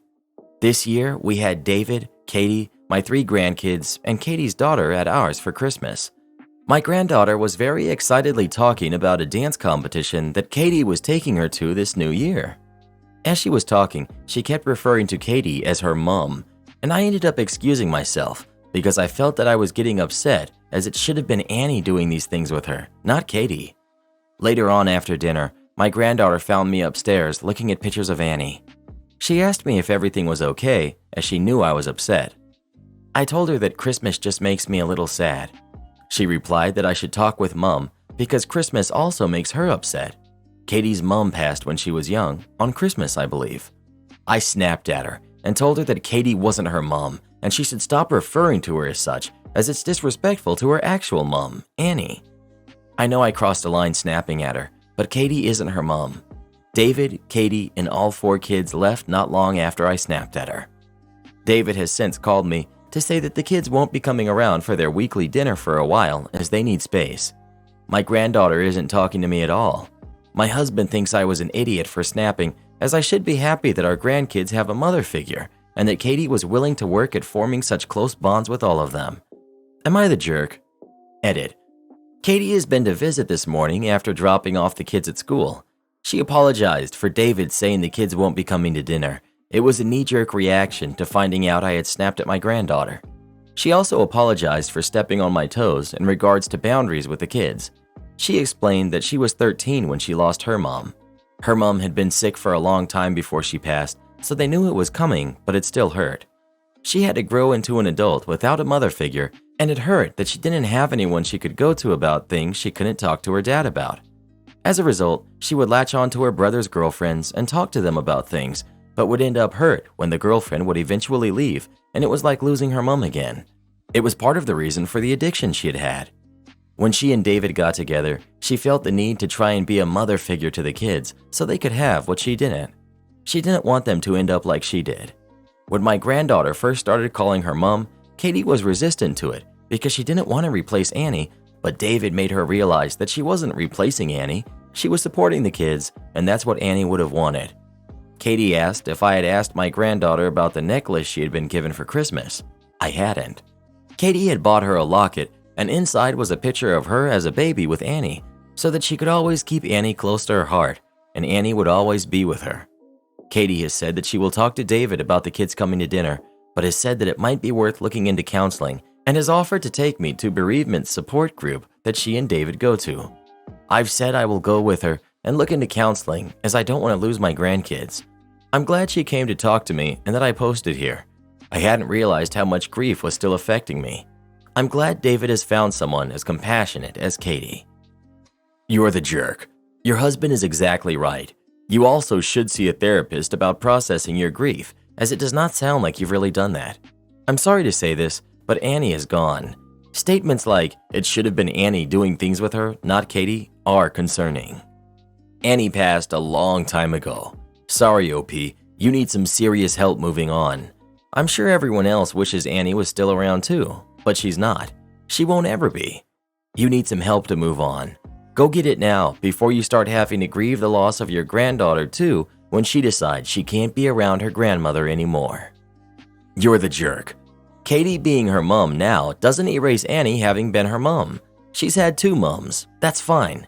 You are prioritizing the memory of your daughter over the living, breathing humans in your life. You're the jerk. Look, this can't be easy for you and your husband, or David for that matter. Your granddaughter was 4 when Annie passed. How much does she actually remember from that age? How long has Katie been in her life? Is it only 18 months that she's referred to her as mom? Or 18 months since they've known each other? You have every right to be sad and feel what you feel, but don't take it out on your 14-year-old granddaughter who has found someone she can have this beautiful bond with. Annie will never be replaced, but Katie can provide your granddaughter with the love I'm sure Annie would have wanted her to have. Am I the jerk for refusing to get rid of my peanuts, even though my roommate's boyfriend is allergic? I, 21 female, live with Amy, 21 female. We get along fine, but I wouldn't say we're great friends or anything. About 2 weeks ago, Amy started dating this guy, Josh, 20 male. Josh is apparently very allergic to peanuts. Amy says it's okay if he has some exposure to peanut dust or if peanuts are eaten in his proximity, but he'll become very ill and it could be fatal if he eats a peanut. Amy wants to be really careful about peanuts in the house now. I have a big tub of peanuts, maybe 4 inches wide and 5 inches tall. The 2-pound Planters peanuts, if you find them at the grocery store, that I eat often as a snack, and Amy asked me to throw it away. I told her no. I'm happy to purchase a snack besides peanuts when I finish the tub. It's about half eaten. I'll probably finish it in about 2 months. I'm not like married to peanuts or anything, but I'm not going to throw away perfectly good food. I was raised without enough food on the table sometimes, and I absolutely will not waste a bunch of food. I know it's not the biggest deal, but it's a principal thing for me. Now, if it was my roommate who was allergic to peanuts, I would definitely consider it. But my roommate's boyfriend of 2 weeks who does not pay rent here is not a valid reason for me to waste food. I always wipe down the counter after I eat anyways, so I will keep traces of peanuts away from Josh, even though he's okay to come into slight contact with it. If he's concerned about contact with peanuts, he does not have to come over much for the next 2 months. Again, after that, I'll buy a different snack. But until then, I'm going to keep eating my peanuts and cleaning up after I do so. The main reason why I won't give my peanuts to someone else is for those reasons. I feel that given Josh's newness and the fact that he doesn't live here, I have a right to eat peanuts if I want to, and if I already own them. Amy is really angry that I won't get rid of them. I've talked with my friends and they're split. Some say I'm the jerk because he can't help that he's allergic to peanuts, and I'm creating an environment that may make him uncomfortable. My other friends say I'm not the jerk because it's my house. My tub of peanuts is older than Amy and Josh's relationship, and I could get rid of my peanuts only for them to break up. I wanted to get more opinions on this as I don't want to be a major jerk, but I'm okay with slightly inconveniencing Amy for the sake of not wasting food. So, am I the jerk? 1. Her boyfriend just can't eat peanuts. Otherwise, it's not like if he stares at a peanut he'll milt or something, so I don't know what's going on with your roommate's head. 2. He doesn't live there. Therefore, it shouldn't be a problem. Not the jerk. 3. If your roommate is dating someone so stupid that they would eat a peanut-shaped thing from a box that smelled like peanuts and has peanuts written on the outside, I question both of their intelligence.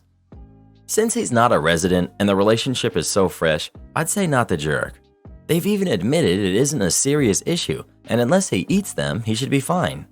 I have 2 teens with nut allergies that are similar. As long as they aren't eating them, we're okay.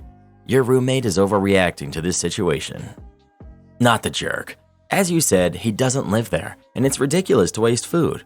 I see so many posts on here where a roommate's significant other has an issue with something about the OP, and I always think, can the roommate and significant other not hang out at the significant other's place? So that's my question. Can they not hang out at Josh's place? Am I the jerk for only speaking my mother language in my home and making my son's girlfriend uncomfortable? Some background. I, 41 male, am originally American. I moved to Norway over 2 decades ago for school and met my wife, 38, Mary. We have 3 kids. John, who's 16, we have a 14-year-old daughter and a 13-year-old son. Mary and I both think being at least bilingual is a necessary skill, so we speak English in our home. The kids are free to speak in either English or Norwegian at home, and my wife will speak Norwegian about 50% of the time, but I speak English 99% of the time at home. I do so because it both comes easier to me, and I would hate to get rusty. Plus, it's a nice respite from my work life where I seldom get to speak English. On to the story.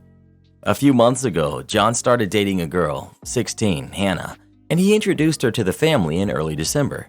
She's a very sweet girl and has definitely been good for him. She seemed a bit quiet, but I didn't really pay it any mind until last Thursday. Hannah came over for dinner, and about halfway through, John was staring daggers at me. After dinner, Hannah left, and John said he needed to speak to me. He told me that Hannah was too intimidated to speak and has felt excluded since she met me because her English isn't the best. I asked if she was having a hard time understanding me, and if so, I can speak slower and more clearly. He told me that wasn't enough, and I needed to speak Norwegian so that she doesn't feel like an idiot spectator in my presence. For context, both of his siblings still spoke Norwegian, and they were leading most of the discussion alongside Mary. I told my son that this is my home, and I will speak in the language I want. I can accommodate his girlfriend in any other way, but this has been the agreement in our house since he was born. He called me a stubborn jerk and said that this is Norway, people speak Norwegian, and that it was unfair that she should feel like an idiot just because she doesn't speak my mother tongue. Mary chimed in and said that we should give Hannah lessons if it was a big problem, and that she could help him do so. John said that wasn't the point, then stormed off to his room. He hasn't been speaking to me since, and both of his siblings have said I should just speak Norwegian when she's here. My wife is on my side and said he'll get over it eventually, but said if it really bothers me, I should just concede. My coworkers are split on the issue, and so I'm here.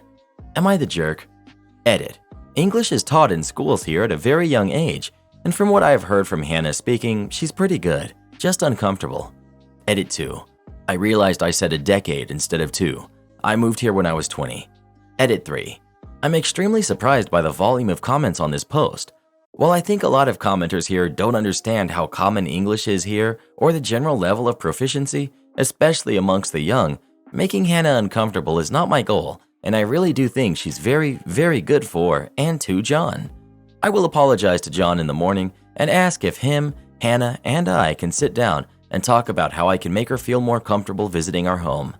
Thank you to all of the commenters here, even the ones who called my son a jerk, which he isn't, just a teenager trying to navigate his first relationship.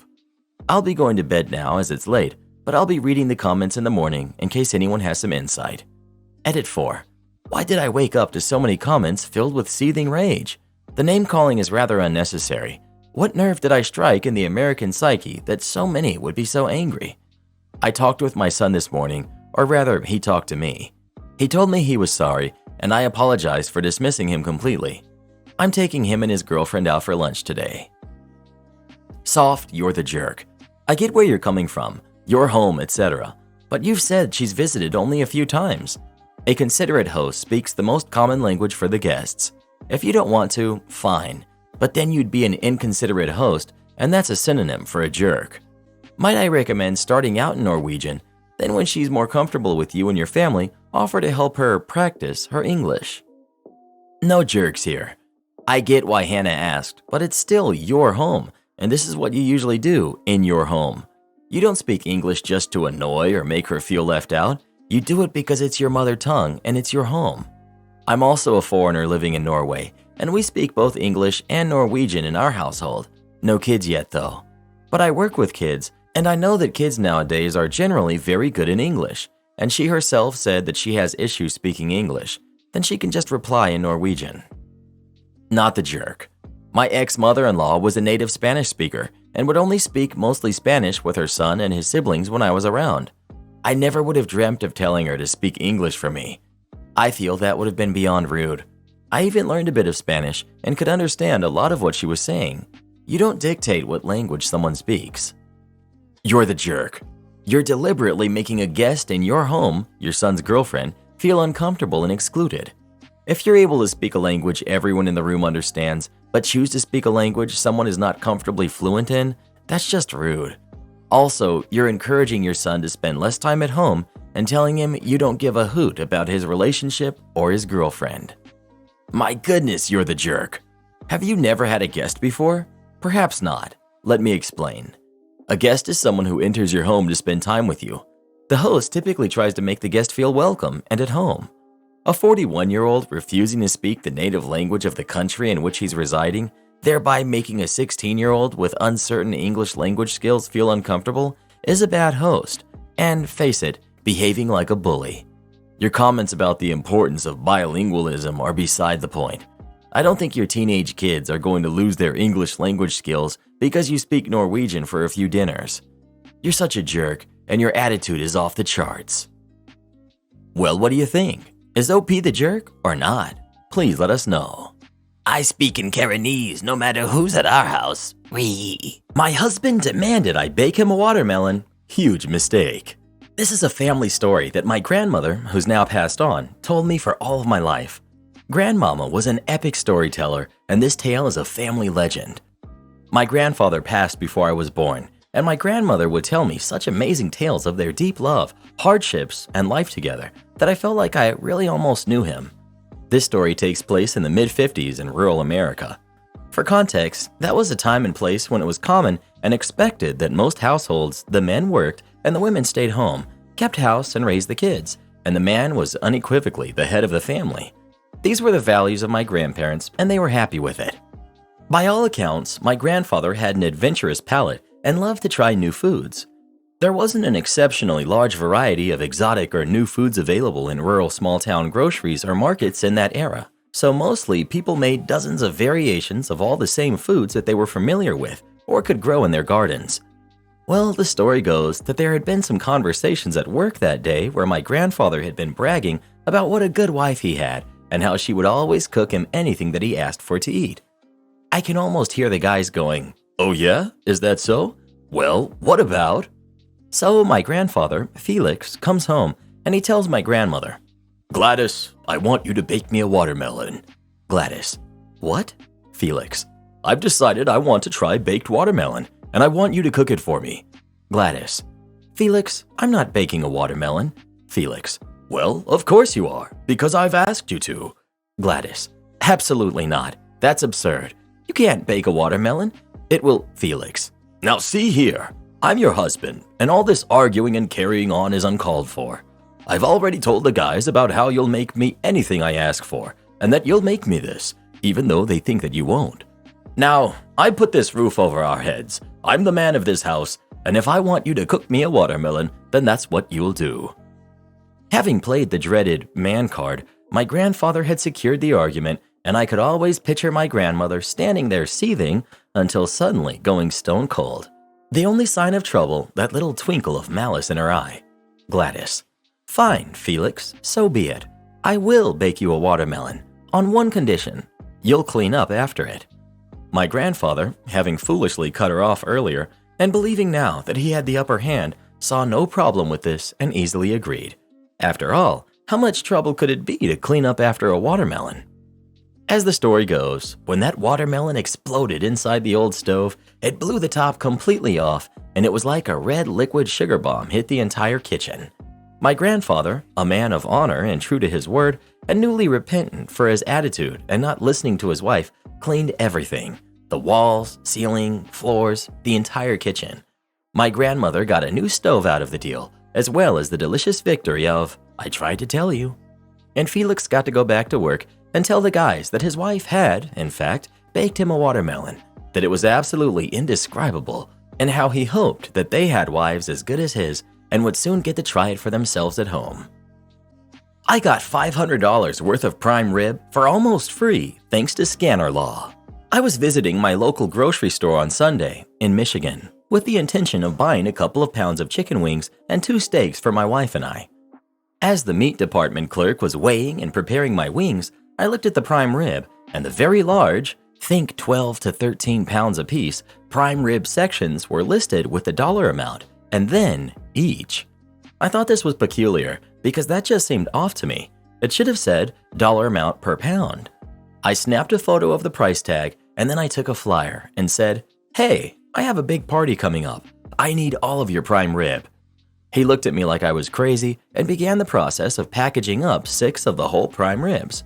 I cook for a veterans group on Saturdays, and this would not only go far, but it would save a ton of money on their budget. I went up to the register and the meat rang up for over $140 per package. I scanned each of them, I paid the price, and I walked right over to customer service. The customer service attendant got very wide-eyed and called over a manager.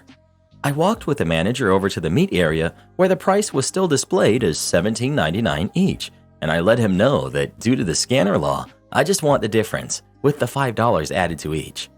The manager was livid. They completed the refund of the difference, and he said to me, "This could very well lead to someone losing their job." At that point, I said, "You can't be serious. I'll return the meat. Nobody needs to lose their job." The manager responded with, "Maybe you shouldn't have taken advantage of the fact that somebody made a mistake because it's already too late." So, am I the jerk here for taking advantage of the incorrect price? If this was a mom and pop local butcher shop, you're the jerk. If this was a giant chain, not the jerk. As far as the firing goes, that's not on you. You don't know the employee's work history leading up to this. More likely than not, the manager was just trying to make you feel bad. Edit. Not the jerk. OP confirmed it's a huge chain. OP. It's the biggest grocery corporation in the US. Forget the Waltons. Enjoy the prime rib dinner with the vets. Edit. Since many of you are pointing out Walmart isn't the leading grocer, let me be clear. Forget Kroger, forget Fred Meyer, forget Amazon, forget Procter & Gamble. I'm all for forget the Waltons, but what a lot of people don't realize is that when mistakes like this are made, it doesn't affect the Waltons, it affects the employees. This may not only cost someone their job, but it most definitely cost everyone in that store their bonus for the quarter. People are crazy to think the higher-ups would lose from their own pockets before taking it out on those who need it more. Not the jerk. Not your fault they made a mistake. That manager, however, is a jerk if he's going to fire someone over $500 or blame you for their mistake. Not the jerk. It's a major grocery chain. I imagine the manager was just trying to make you feel bad. Grocery stores throw away tons of food every day and destroy it so it can't even be used to serve the homeless, etc. Forget them. I'm never mad at people for stealing food. Edit. Thank you for doubling my comment karma on this one post, y'all. Lol at all the "you're the jerks." Not the jerk by a huge mile. The manager needs to do their job and not guilt trip you for taking advantage of the law. I'm so torn here. If it scanned at the listed price, I'd say you were just taking advantage of an error, which I honestly can't say I've never done. Where I start thinking you might be the jerk is that you went ahead and made the store enforce the wrong price, even though everyone involved knew it was an error and you bought all of the prime rib. This goes beyond taking advantage and gets into jerk territory. Someone likely will lose their job over this. When I was a cashier at a grocery store in high school, I was fired for a customer writing a check. Yeah, this was a long time ago, for $100 less than their order, which meant my till was $100 short. I should have double-checked, but I didn't. Same thing with the employee who put the wrong price up. Should one mistake cost you a job? Probably not, but that's the way this usually shakes out. I honestly am not sure which way to go with this one, but I'm forced to make a judgment. You're the jerk. You're the jerk. You knew it was a pricing mistake when you took the picture. It's one thing to do it with a single prime rib, but to wipe out their entire inventory is gluttonous. What you do with the prime rib after you've bought it has nothing to do with the impact that it has on the poor clerk working there, nor the other customers that may have also wanted the product. Adding the part about cooking for veterans comes off as emotionally manipulative to me. You're the jerk. You're the jerk. You knew the price was labeled wrong. You should have simply called attention to the fact. Instead, you intentionally ripped off the store for your own benefit. Sounds like you're legally in the clear, but that doesn't make it right. Well, what do you think? Is OP a jerk for what he did or not? Please let us know. All these commenters on Reddit show you why stores have to be so strict about stuff.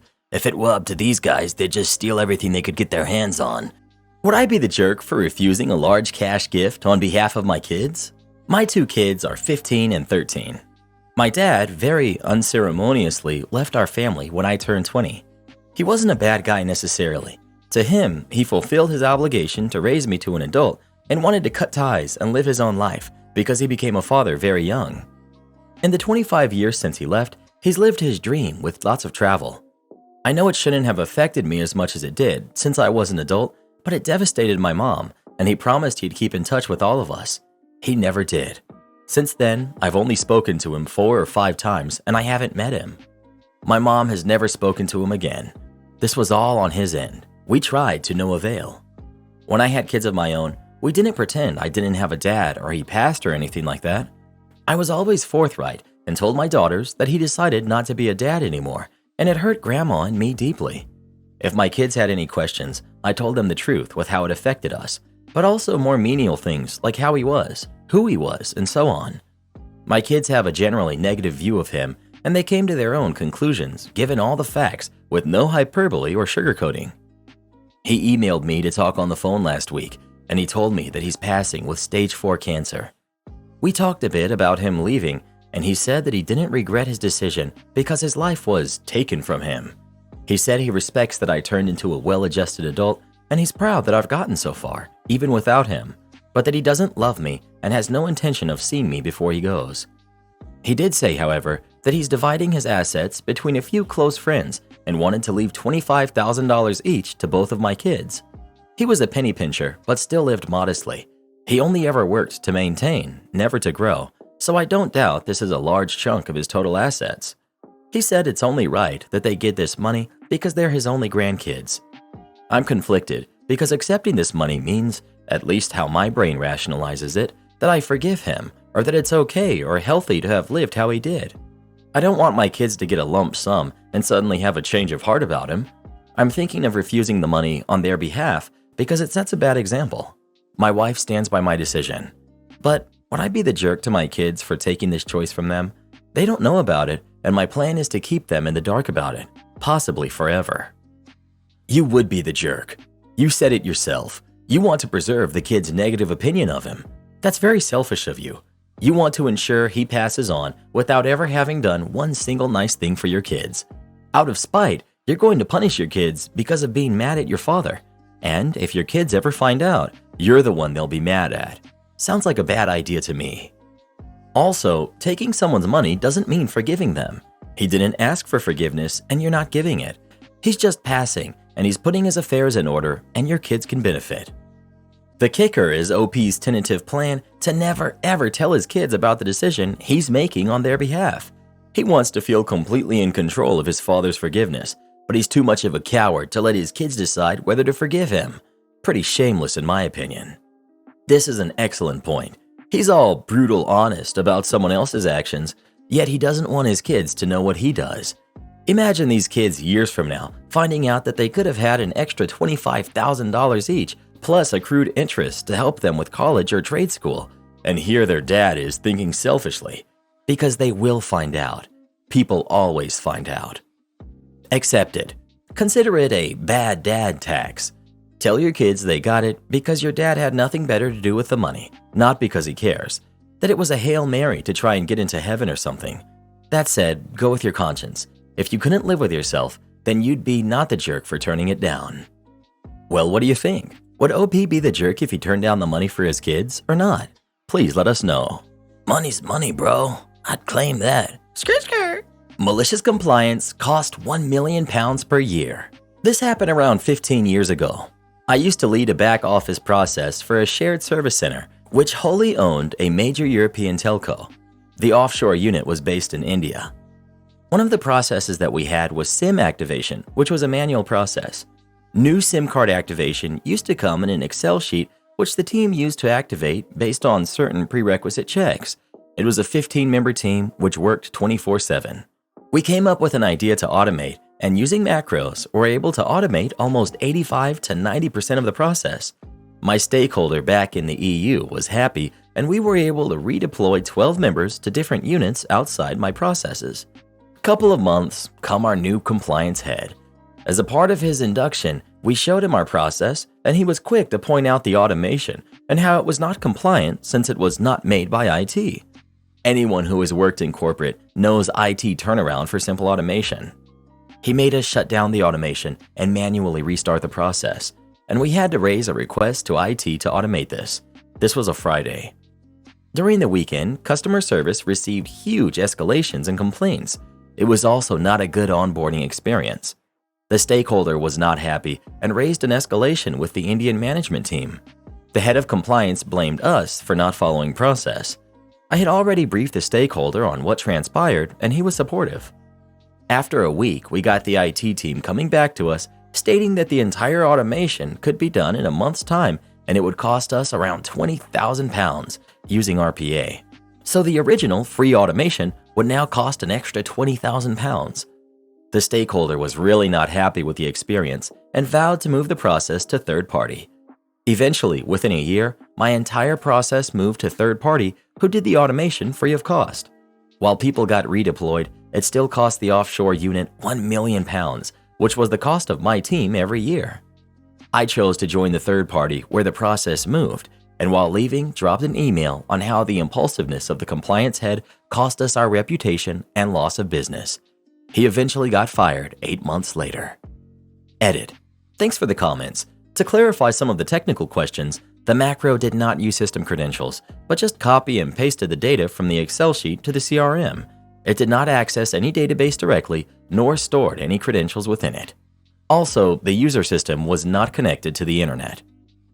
Am I the jerk for kicking out my mother-in-law for making my kid eat mushrooms? My husband and I have a daughter. She's 10 and she hates mushrooms. The taste, texture, and smell of them she cannot stand. She's not a picky eater by any means, but she just doesn't like mushrooms. My mother-in-law lives with us and helps us by watching my daughter when she gets home from school. She makes dinner the nights we're working late for our daughter, as mother-in-law loves to cook, so she ensured us that it would be no trouble for her to make our daughter dinner most nights. My husband and I both work in the medical field, so we have crazy, unpredictable schedules and are not home most nights to make dinner. Last night, my husband and I both had the night off work and were making dinner together. mother-in-law went out for dinner with friends. Susie came to us crying, saying how she's sick and tired of being starved most nights, and if we can please make her dinners instead of mother-in-law. It's very public knowledge that Susie doesn't like mushrooms, but yet for the past few weeks, every single dish that my mother-in-law has made for Susie has had the main component of mushrooms in it. Portobello mushroom burgers, mushroom risotto, mushroom pasta, etc. These dishes aren't made when either myself or my husband are around, but when we aren't, that's all Susie is served to eat.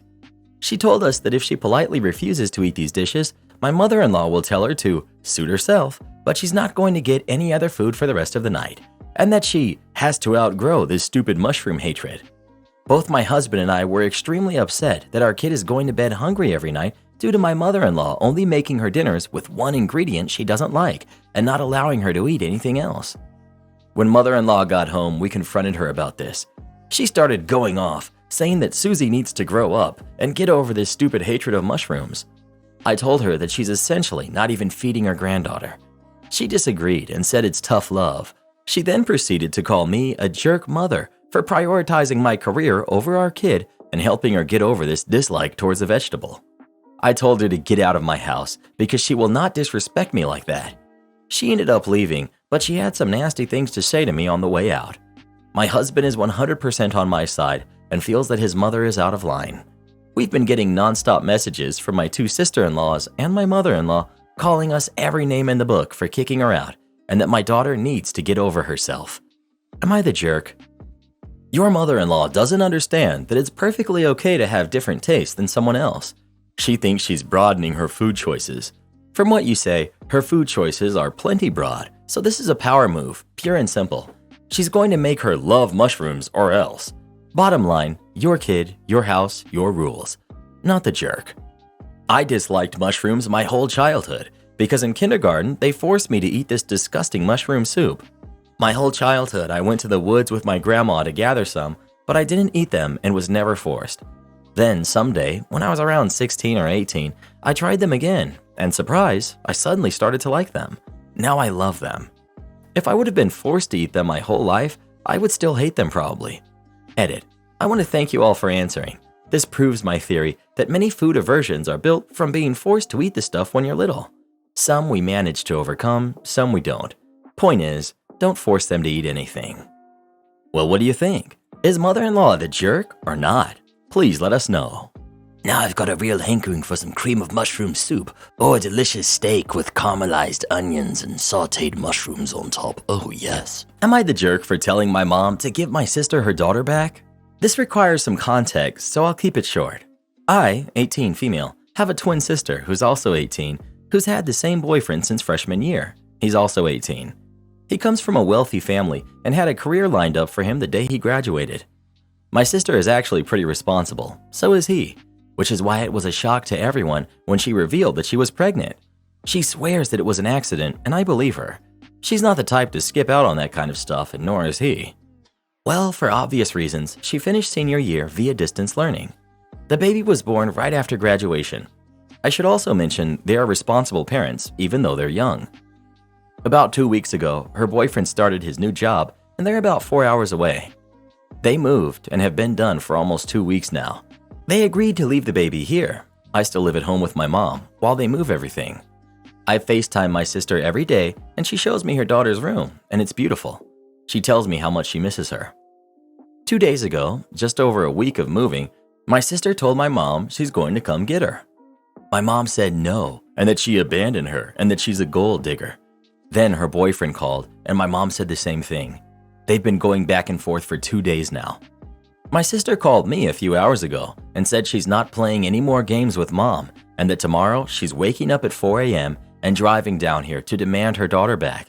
And if my mom doesn't give her up, she says she'll get the police involved, get attorneys involved, and do whatever it takes to be reunited with her daughter. After that conversation, I went downstairs to talk to my mom. I said she should give my sister her daughter back. She said, "Your sister abandoned this baby. She doesn't deserve her." My mom said my sister is a gold digger, and if she wanted her kid, she would have got her by now. I reminded her that she does, and I warned my mom that if she doesn't give it to her nicely, my sister is not going to be so nice about it. But then my mom said, "Just mind your own business." And to be honest, she kind of had a point. This isn't my business. She also said the baby is what brings her joy, and she feels a special connection with her that she guarantees my sister doesn't have.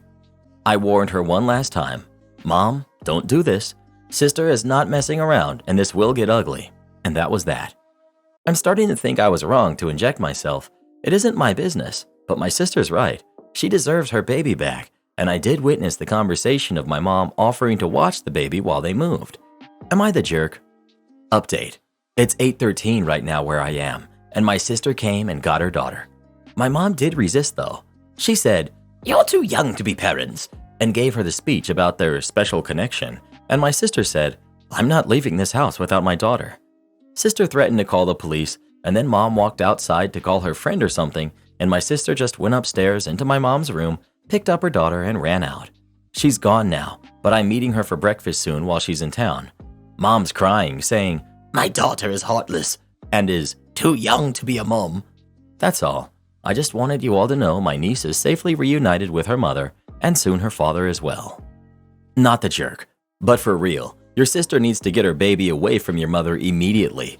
Throwing around words like abandon and special connection are red flags. She knows darn well your sister didn't abandon anything. She just doesn't care about anyone's feelings other than her own. Would I be the jerk if I tell mother-in-law not to bring soda when she visits? So I, female 31, find it kind of annoying that my mother-in-law always brings over soda for herself to drink only when she's invited for dinner. She doesn't even offer to share, but that's not my issue with this. We have water, lime water, tea, coffee, and sparkling water to drink, and I think it's impolite not to just drink what you're offered as a guest. I don't buy soda for everyday meals, but would buy it if I invited guests over for a birthday or some other celebration.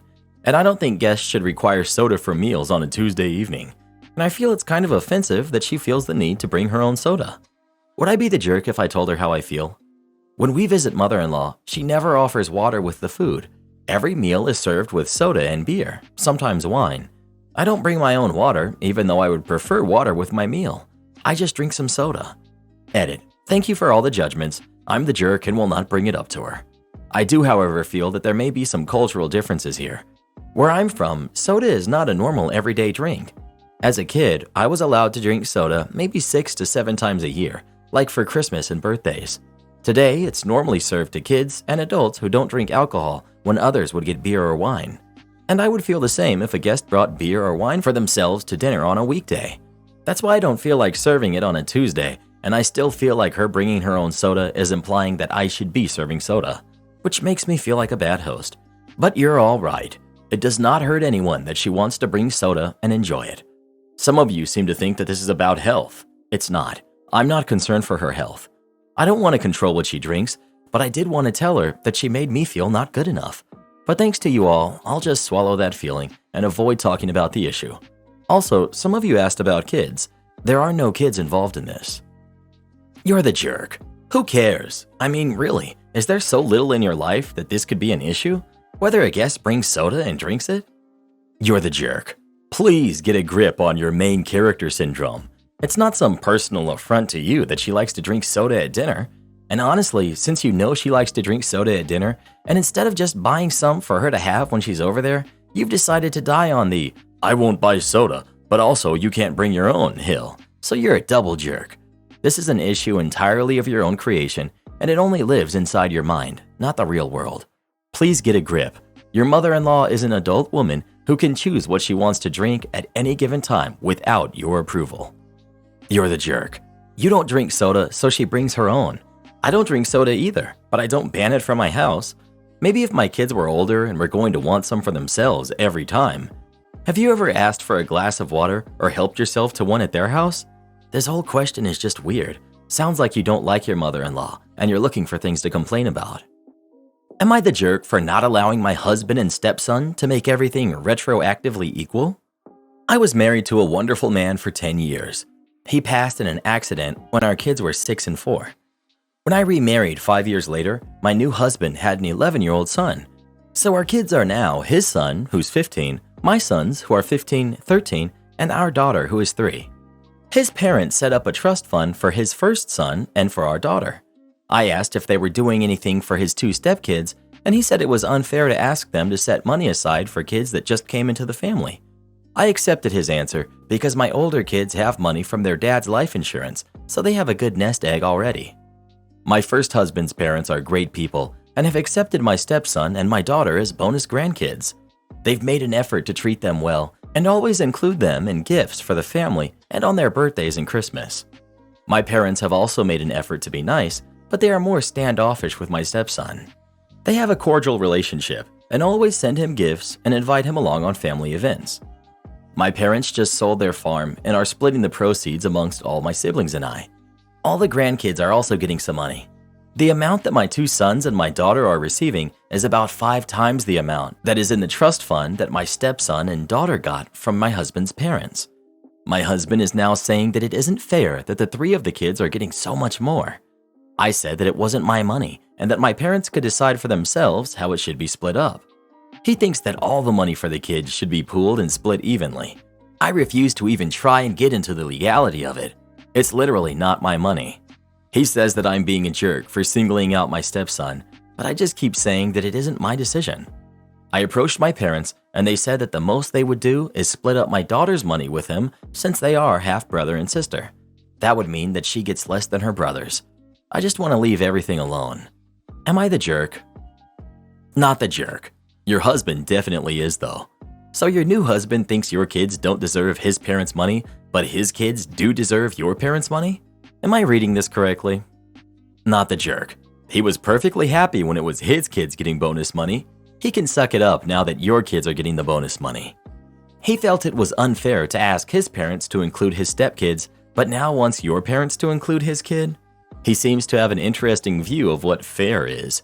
It's not your money to distribute, and your parents are doing the same thing that his parents did. You have no control over this. The 2 of you should split your own money fairly between all of your kids, but should not expect everyone else to do so. Not the jerk. The 2-minute swim. Like a good number of hotels these days, my hotel has a pool. It's on the smaller side and requires a separate key to enter, which you can check out at the desk for 1-hour time slots. Lots of reasons why we do this. And like most hotels, it closes at 10 p.m. Since my afternoon shifts go until 11 p.m., if someone wants to use the pool sometime between 9 p.m. and 10 p.m., I am reasonable and can close it down later.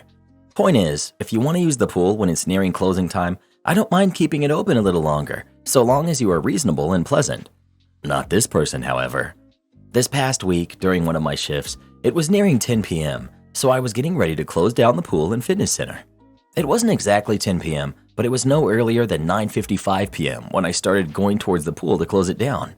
Nobody was in it, nor did anybody use it that day. I entered with my master key, checked for dirty towels, and went towards the pool maintenance closet to turn the light off. It took about 2 to 3 minutes to do all that. As I shut the door, which might I add is right next to the entrance door, I get startled by a mother with 3 kids standing at the pool door knocking on the glass. I opened the door with the mindset they needed something from the front desk or needed a room. "Hey there, is there something I can help you with, ma'am?"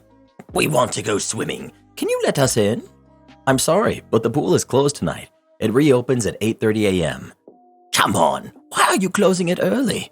The clock in the pool did state it was 9:58 p.m., so she technically is correct. But really? Sidebar for a second. One of the many reasons we close at 10 p.m. is because the front desk needs to mop the entire pool floor at 10 p.m. That in itself can take about 15 minutes average, even longer depending on how much water splashes all over the place. We also disinfect all the chairs, tables, etc. because we live in a post-lockdown world, so we have to take that stuff more seriously. Add on the 5 or so tasks and a money drop drawer count and any check-ins that haven't arrived, and you can be swamped for your last hour. I knew we had at least 4 people that haven't arrived yet that night. Again, the pool closes at 10 p.m. It is now 10 p.m. It will reopen at... "Seriously? We've been standing here for 10 minutes. By the time you got here, we would have been done." No. I literally walked into the pool room no more than 3 minutes before you showed up, and I didn't have line of sight on the front door for 30 seconds max. I explained that I started closing the pool room no earlier than 9:55 p.m. and didn't see them there. She said that they went down an hour ago but couldn't get in. I'm honestly surprised they missed the big "See front desk for pool entry" sign on the door. At that point, I was done. I wasn't going to let them in. The door was closed and locked, so I said one more time that the pool closes at 10. Please come back in the morning before going back to the desk. She started saying some of the usual Karen stuff like, I came here to swim and now we can't, and I'm a shiny member. X Hotel would let us swim, etc. I just ignored her and went back to the desk where she followed me. She eventually gave up when she knew she wasn't going to get her way and I wasn't going to argue back. Think she also gave the morning front desk some crap too because she was added to our DNR for we cannot accommodate. My mom is demanding I pay my brother's medical bills. My dad passed when I, 19 male, was 9. When I was 11, my mom married my stepdad. I have a brother, Chris, who's 14, who has extremely severe autism. He needs a lot of support with his everyday needs. He gets frustrated, and unfortunately, as he's got older, he started to lash out physically at the people around him. When I was little, I got on with my mom okay, but as a teenager, we had a lot of arguments. A lot of it had to do with my stepdad wanting to have the authority of a father over me, and me never really accepting that. But I also got pushed to the side a lot as all of the focus went on to looking after my brother, and that made me angry. I admit I became a bit of a tearaway, drinking, not getting back until early hours of the morning. When I was 17, my mom sent me to one of those residential schools for troubled kids, literally like the crappy daytime TV shows, which I'm pretty sure where she got the idea. I had no idea it was going to happen, and the school sent 2 members of staff to get me out of bed in the middle of the night. I was there for 6 months. It was pretty horrible, like a military-style thing with morning inspections and sad middle-aged men in silly uniforms barking orders at us. I was allowed a call from my mom once a week after the first month, but I never even took them. She also wrote me a few letters, but I never read them. When I turned 18, they couldn't legally keep me there, and the plan was for my mom to come and pick me up, but I decided on my 18th birthday just to leave myself. The school threw an absolute fit, tried to call my mom, told me I was being irresponsible, but I told them to buzz off.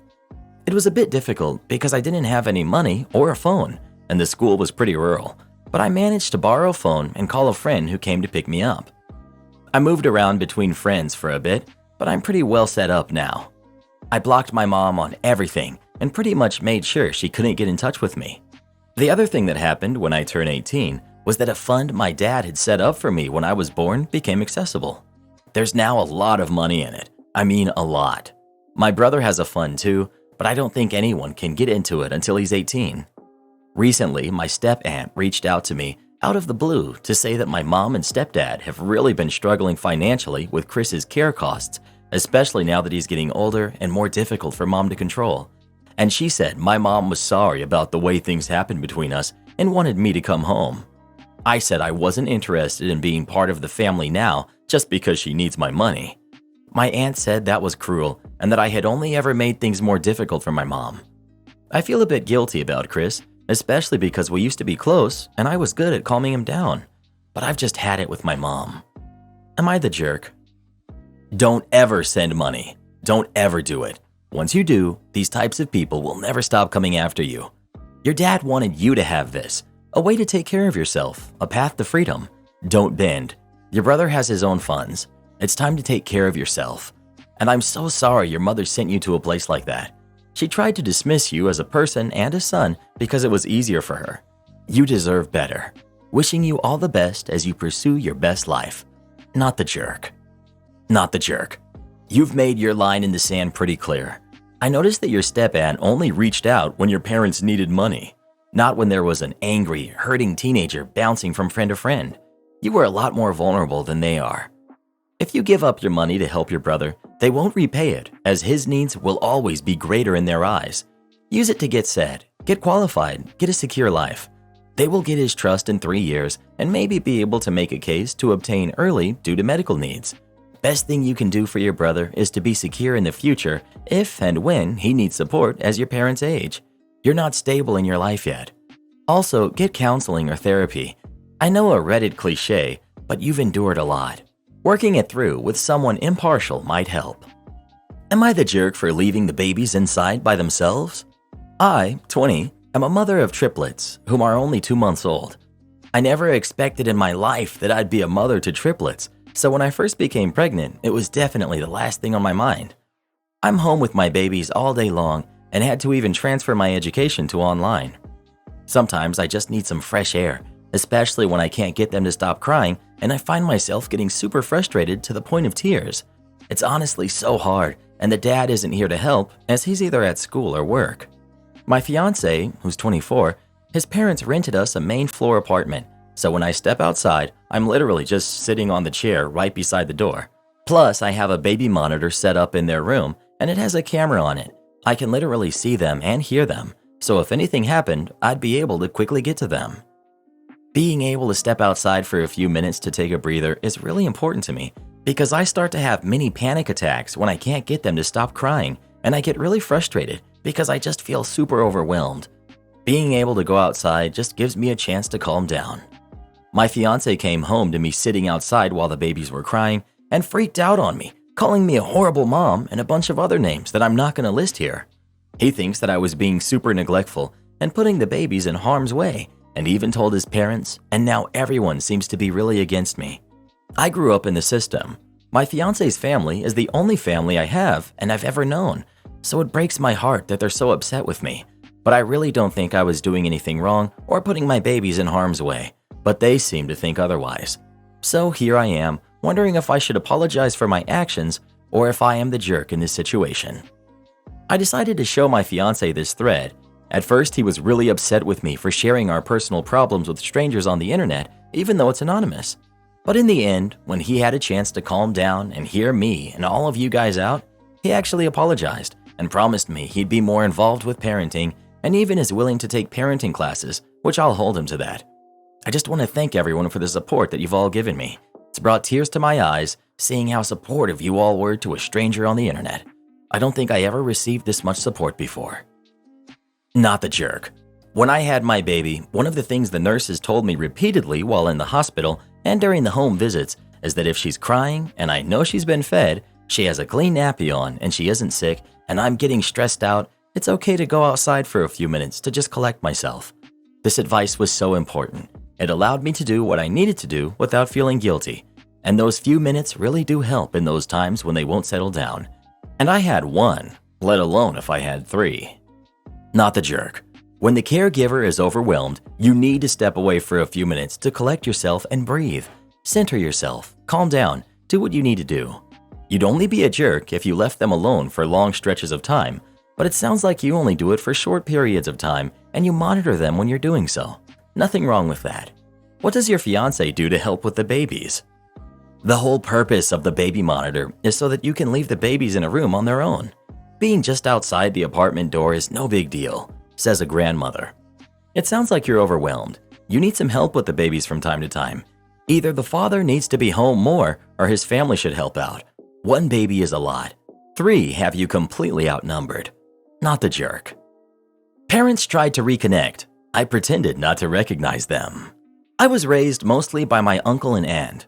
My older sister developed a serious illness when I was 6, and my parents decided that they couldn't care for both of us, I guess. So they kind of unceremoniously dumped me at my grandparents and my uncle took me in.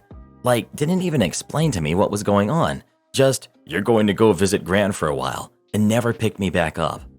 My grandparents and uncle explained it later, and they were pretty livid at my parents. I've seen my parents maybe 5 times since then, and not at all for the last 9 years.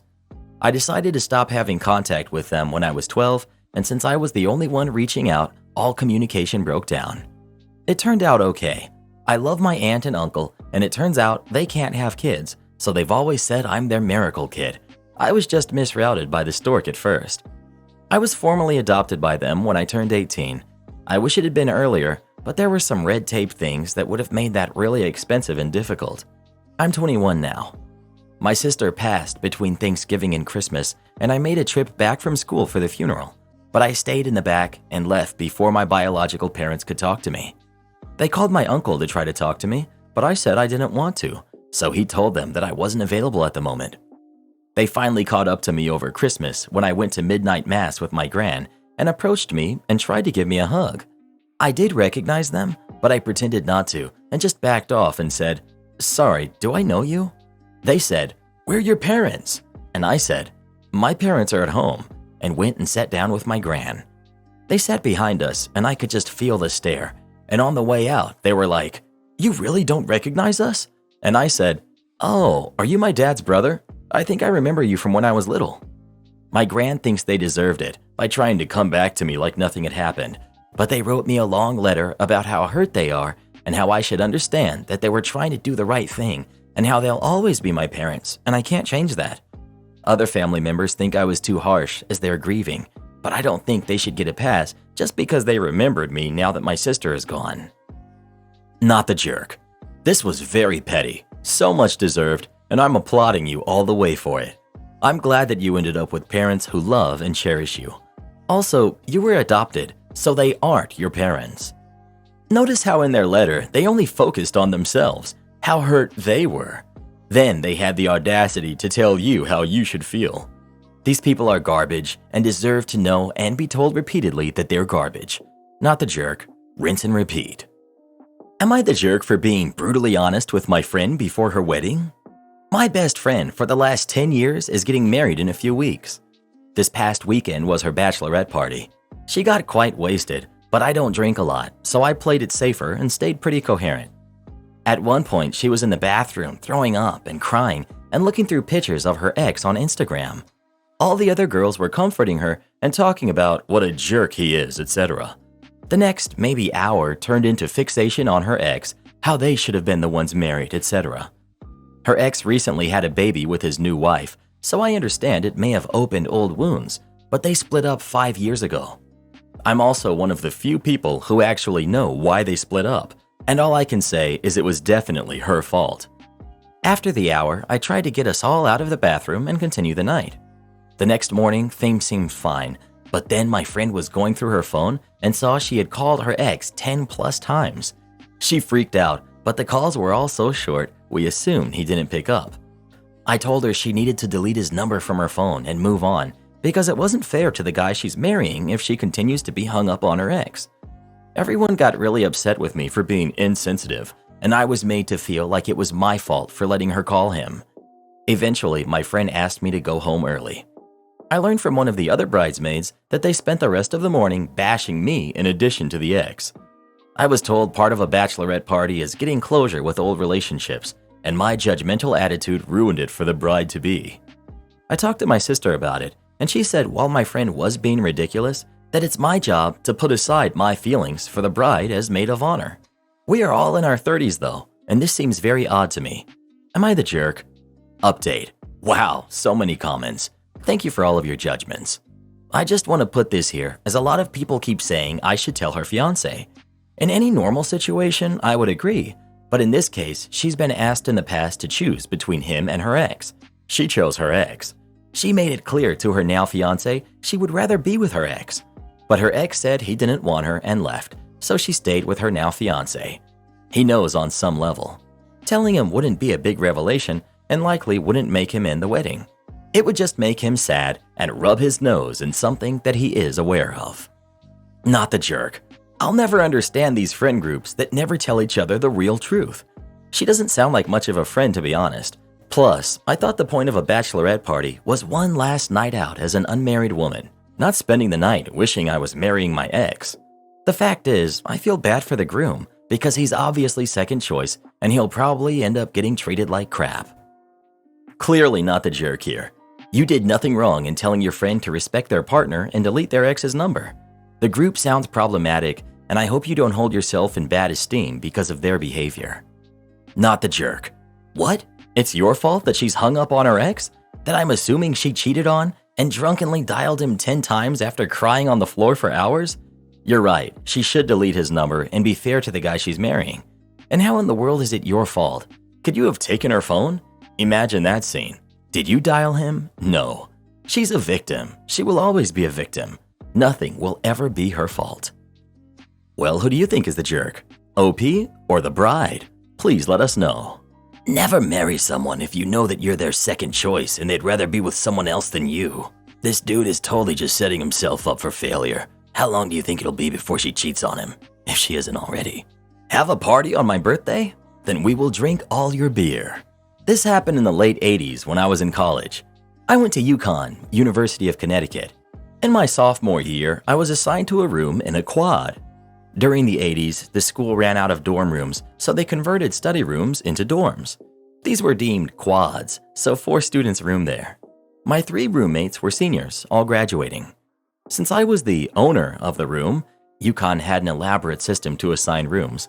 3 friends approached me to be the 4th, so as to guarantee the room for the next year. I am pretty easygoing, so I said yes. This was a big mistake, since I found out that I'm not compatible with others and we constantly butted heads. One example. One of the roommates volunteered to bring their record player for the room, but then didn't allow me to play my records on it because it was the devil's music. For the record, I had Led Zeppelin, Pink Floyd, that kind of stuff. And no, this person was not religious, he was just being a jerk. The list of complaints could go on, but it all came to a head on my birthday. Weeks before my birthday, I informed my mates that I was throwing a party on my birthday and would like to have a party in the room. This was not unusual. There had been parties here before, thrown by one or the others. This was my first request for the room. The others said fine, and I started to invite my friends. I planned about 10 people. A few days before my birthday, all 3 came to me to tell me that they were going to throw a huge party on my birthday. When I protested, they said my friends could come as well, but the cover charge was $5. I pushed back, saying that I was buying my own supplies, so my friends shouldn't have to pay. They agreed. Later, I find that they invited a lot of people, and I wasn't going to even see my friends, let alone celebrate with them. The night of the party, my roommates tell me to have my friends identify themselves so they won't get charged. This is where the malicious compliance comes in. I was really upset that these guys were doing this, so I went down to the ground floor of our dorm and told anyone coming to the party that if you told the person taking money that you were there for my party, you wouldn't be charged. You can probably guess the rest. The party was a huge success. All the beer drunk, roommates out all their money. I have some sort of satisfaction. Guess you shouldn't have scheduled the party on my birthday. Only bummer was that I really didn't get to hang out with my friends because it was way too crowded. Before anyone questions, how did just about everyone get in for free without my roommates figuring it out? 1. People were coming in staggered, so 50 people didn't all just show up at the same time to make it obvious. And 2. All 3 were collecting the money at various times, so they didn't know that everyone was claiming to be there for my party until the end when they pooled their money. Call me crazy, but I just never understood the appeal of partying. I'd rather get pizza and watch movies with Reddit boy any night than, drink a lot and be around a bunch of people I don't know and stuff. Am I the jerk for disinviting my late wife's kids from my wedding? About a year ago, my wife, Anna, 60 female, of 25 years passed, 8 months after being diagnosed with cancer. Besides our 25-year-old son, Andrew, she also had 3 other kids, Allison, who's 42, Barbara, who's 40, and Caleb, who's 39, from a prior marriage. Their father was never really around, so I, 52, male, have raised them basically as my own ever since I married their mom. Anna's cancer was very difficult for me financially, and I wound up having to downgrade my car to pay for her medical bills and make withdrawals for my 401k and take on a lot of debt. Shortly after Anna passed, I met another woman, Beth, who's 49, who I have since married. Given that we're living together in Beth's house, selling Anna's house made a lot of sense. When we were packing up the house, I asked Anna's kids if they wanted anything, and they said they didn't. I invested a large amount of money renovating the house and getting it ready to sell, and eventually found a house flipping company that would take it on. On the day of the closing, I was surprised to find out that Allison had sent an email to the lending company telling them that she had been reading up on state law and that since Anna's kids weren't mine, they were entitled to the portion she would have gotten from the sale. Turns out she was right. I feel like Anna's kids deliberately chose to kneecap me, but they're insistent that Allison didn't know what was going on and was just asking questions. I should have been able to take the money Anna and I had saved up and start a new life, but now I'm probably going to have to sell the new motorcycle I just bought and have long wanted, and I'm not going to be able to get myself out of debt. This was supposed to be a fresh start for me, and now I'm stuck with the same old problems I've always had. The day of the eventual closing, I was still extremely upset. So when I woke up for work, I texted Allison, Barbara, and Caleb and let them know that I'd also been doing my own reading about our state's laws, and it turned out I'm not actually their father, and they should work on their relationship with the person who actually is. I also told them that they were no longer welcome at my wedding, which was the next weekend. Upon finding out that I had said that, Andrew was extremely upset with me. We met for lunch the following day, and I asked him to be my best man, but he told me that unless I apologized to his siblings, he didn't want to attend my wedding. I was hoping he'd get over it, but he hasn't talked to me since, saying that he's too old to be a 25-year-old child of divorce, and that he was offended that I got married the weekend after the anniversary of his mom's funeral. To me, that date isn't particularly meaningful since the date that weighs on my heart is the one that she actually passed. Beth thinks I should just swallow my pride and apologize so that Andrew will talk to me again, but I just can't help but feel like I got done over. Wow, you're the jerk a million times over. You are so petty for telling them you aren't their father anymore when you raised them. They were entitled to that money just as you are, and it doesn't sound like they tried to do it maliciously. Nice job ruining those relationships for the rest of your life. I hope you come to thoroughly regret it. He's also only 10 years older than the oldest kid. They deliberately, even though they deny it, allowed him to pour money into renovations and they benefited from. OP was justifiably hurt. These aren't little kids or even young adults. They're in their 40s and they know what they're doing. The only person who's justifiably hurt is OP and his son. Alternatively, OP knew that the kids were legally entitled to Anna's part of the estate. He hoped to pull a fast one on them and is now mad that they knew the law. You can't say that's common knowledge, and the only way they had a legal handle at all was by exploiting the fact that he isn't biologically their father. He should take them to court for half the renovation costs. Are you kidding me? You basically tried to disinherit your deceased wife's kids and then want to know if you're the jerk for disinviting them to a wedding and telling the kids that you raised that you aren't their real father. Yes, you're the jerk, but you're the even bigger jerk for trying to disinherit them. Do you actually think that's what your late wife would have wanted? You're the jerk. You're the jerk. First, you totally ignored the fact that Anna's kids would be entitled to an inheritance from their mother. Second, you had a petulant toddler tantrum over having to sell your motorbike, which was an unwise purchase because you had to know about number one. Third, you retaliated against your stepkids for whom you were the sole father figure by hurting their feelings and basically disowning them because they had the nerve to want the inheritance from their mother, to which they were clearly entitled. I get that you went through a very difficult time, but so did your kids. All of them. It's not just the OP show. No wonder your biological son is so angry. Am I the jerk for buying my daughter her own Nintendo Switch after her older step-siblings refused to let her play? My wife has a son who's 12 and a daughter who's 14. They're not biologically my kids. Our daughter is 7, however. For Christmas, we bought them the Switch. To be clear, it was for all three and they opened it together. This was their first gaming console. All the games we purchased had multiplayer function. We also gave each kid their own controller. Christmas Day, things were fine. They all played together for hours. The day after, life resumed. My wife flew out to her dad's for his surgery. As I went to work each day, both older kids were to keep an eye out for the youngest during the remainder of Christmas break. I'd come home from work to find the two playing while the youngest sat quietly, obviously upset though. I'd ask, why isn't the youngest playing as well? I'd get responses like, in a minute, or this level is too hard for her. Most of the time, they'd give me a bunch of hot air without a definite reason. One evening, a huge fight broke out after the two paused the game and walked away. The youngest determined it was finally her turn. When they found out, all heck broke loose. I took the console away the next day. I told them that they could have it back when they agreed to let their sister play. Several days later, I come home and find the youngest in her room crying. They made her do all of their chores. In return, she would be given 15 minutes to play the game. Only they didn't hold up their end of the deal after she completed the chores. I discovered this wasn't an isolated incident. They've been bossing her around every day and using the console to manipulate her. I was livid. This was a gift intended for everyone. She shouldn't have to earn her time to play and then be given a ridiculous time restraint. I took the console away completely, but realized later this wasn't fair for the youngest who did nothing wrong. I decided to buy her a system just for her. I saw this being the only fix to eliminate the problem. The older kids got their system back, and I explained that their sister now has her own. Everyone seemed fine. Things, in my opinion, worked out great. That was until my wife returned home. The older kids told her how I've shown obvious favoritism for the youngest. They don't think it's fair the youngest gets to have a console to herself and in her bedroom. Their console has been in the living room since Christmas morning. They argued they should each have their own consoles so that they can play them in their separate rooms too.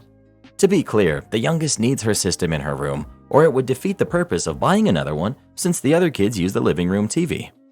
Even after explaining to my wife what had happened, she agreed it was a form of favoritism and that I should have made the rule all three can play or none at all. Like as if they'd actually obey that rule when I wasn't home.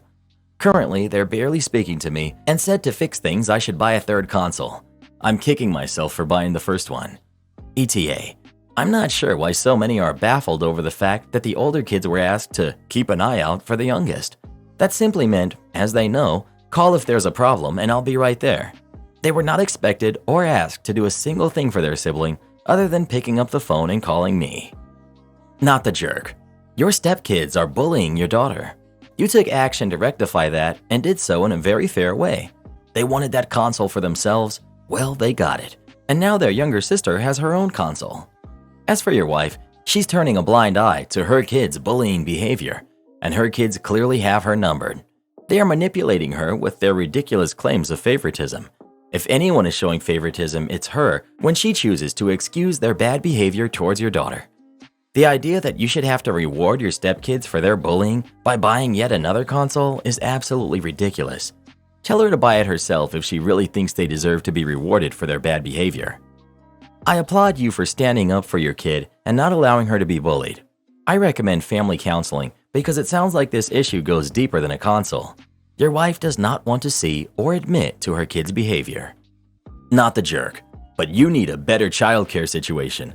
Clearly, the older ones are not capable of watching your youngest and probably resent her for the added responsibility. Why don't you sit down with your wife and discuss what she thinks fair looks like for all three of them? Then have that same discussion with your kids. Well, who do you think is the jerk? OP or his wife? Please let us know. Is it like a common thing nowadays for parents to not be able to control their kids? I don't even want to think of what my parents would have done if I had tried to pull this when I was a kid. Am I the jerk for giving one daughter more inheritance? My husband and I have two daughters. Let's call them Emma, who's 32, and Sam, who's 29. My husband passed of a stroke 2 years ago, and he left everything to me. I'm rewriting my will as well in case something happens to me. Originally, everything was split 50-50 between the girls, but now I'm splitting about 80-20 in favor of Emma. Emma has ADHD and isn't doing great in life. In those days, everyone just assumed she was lazy and she didn't get the help children today get until she was in her teens. She just managed to finish high school and is working at a retail store as a stalker.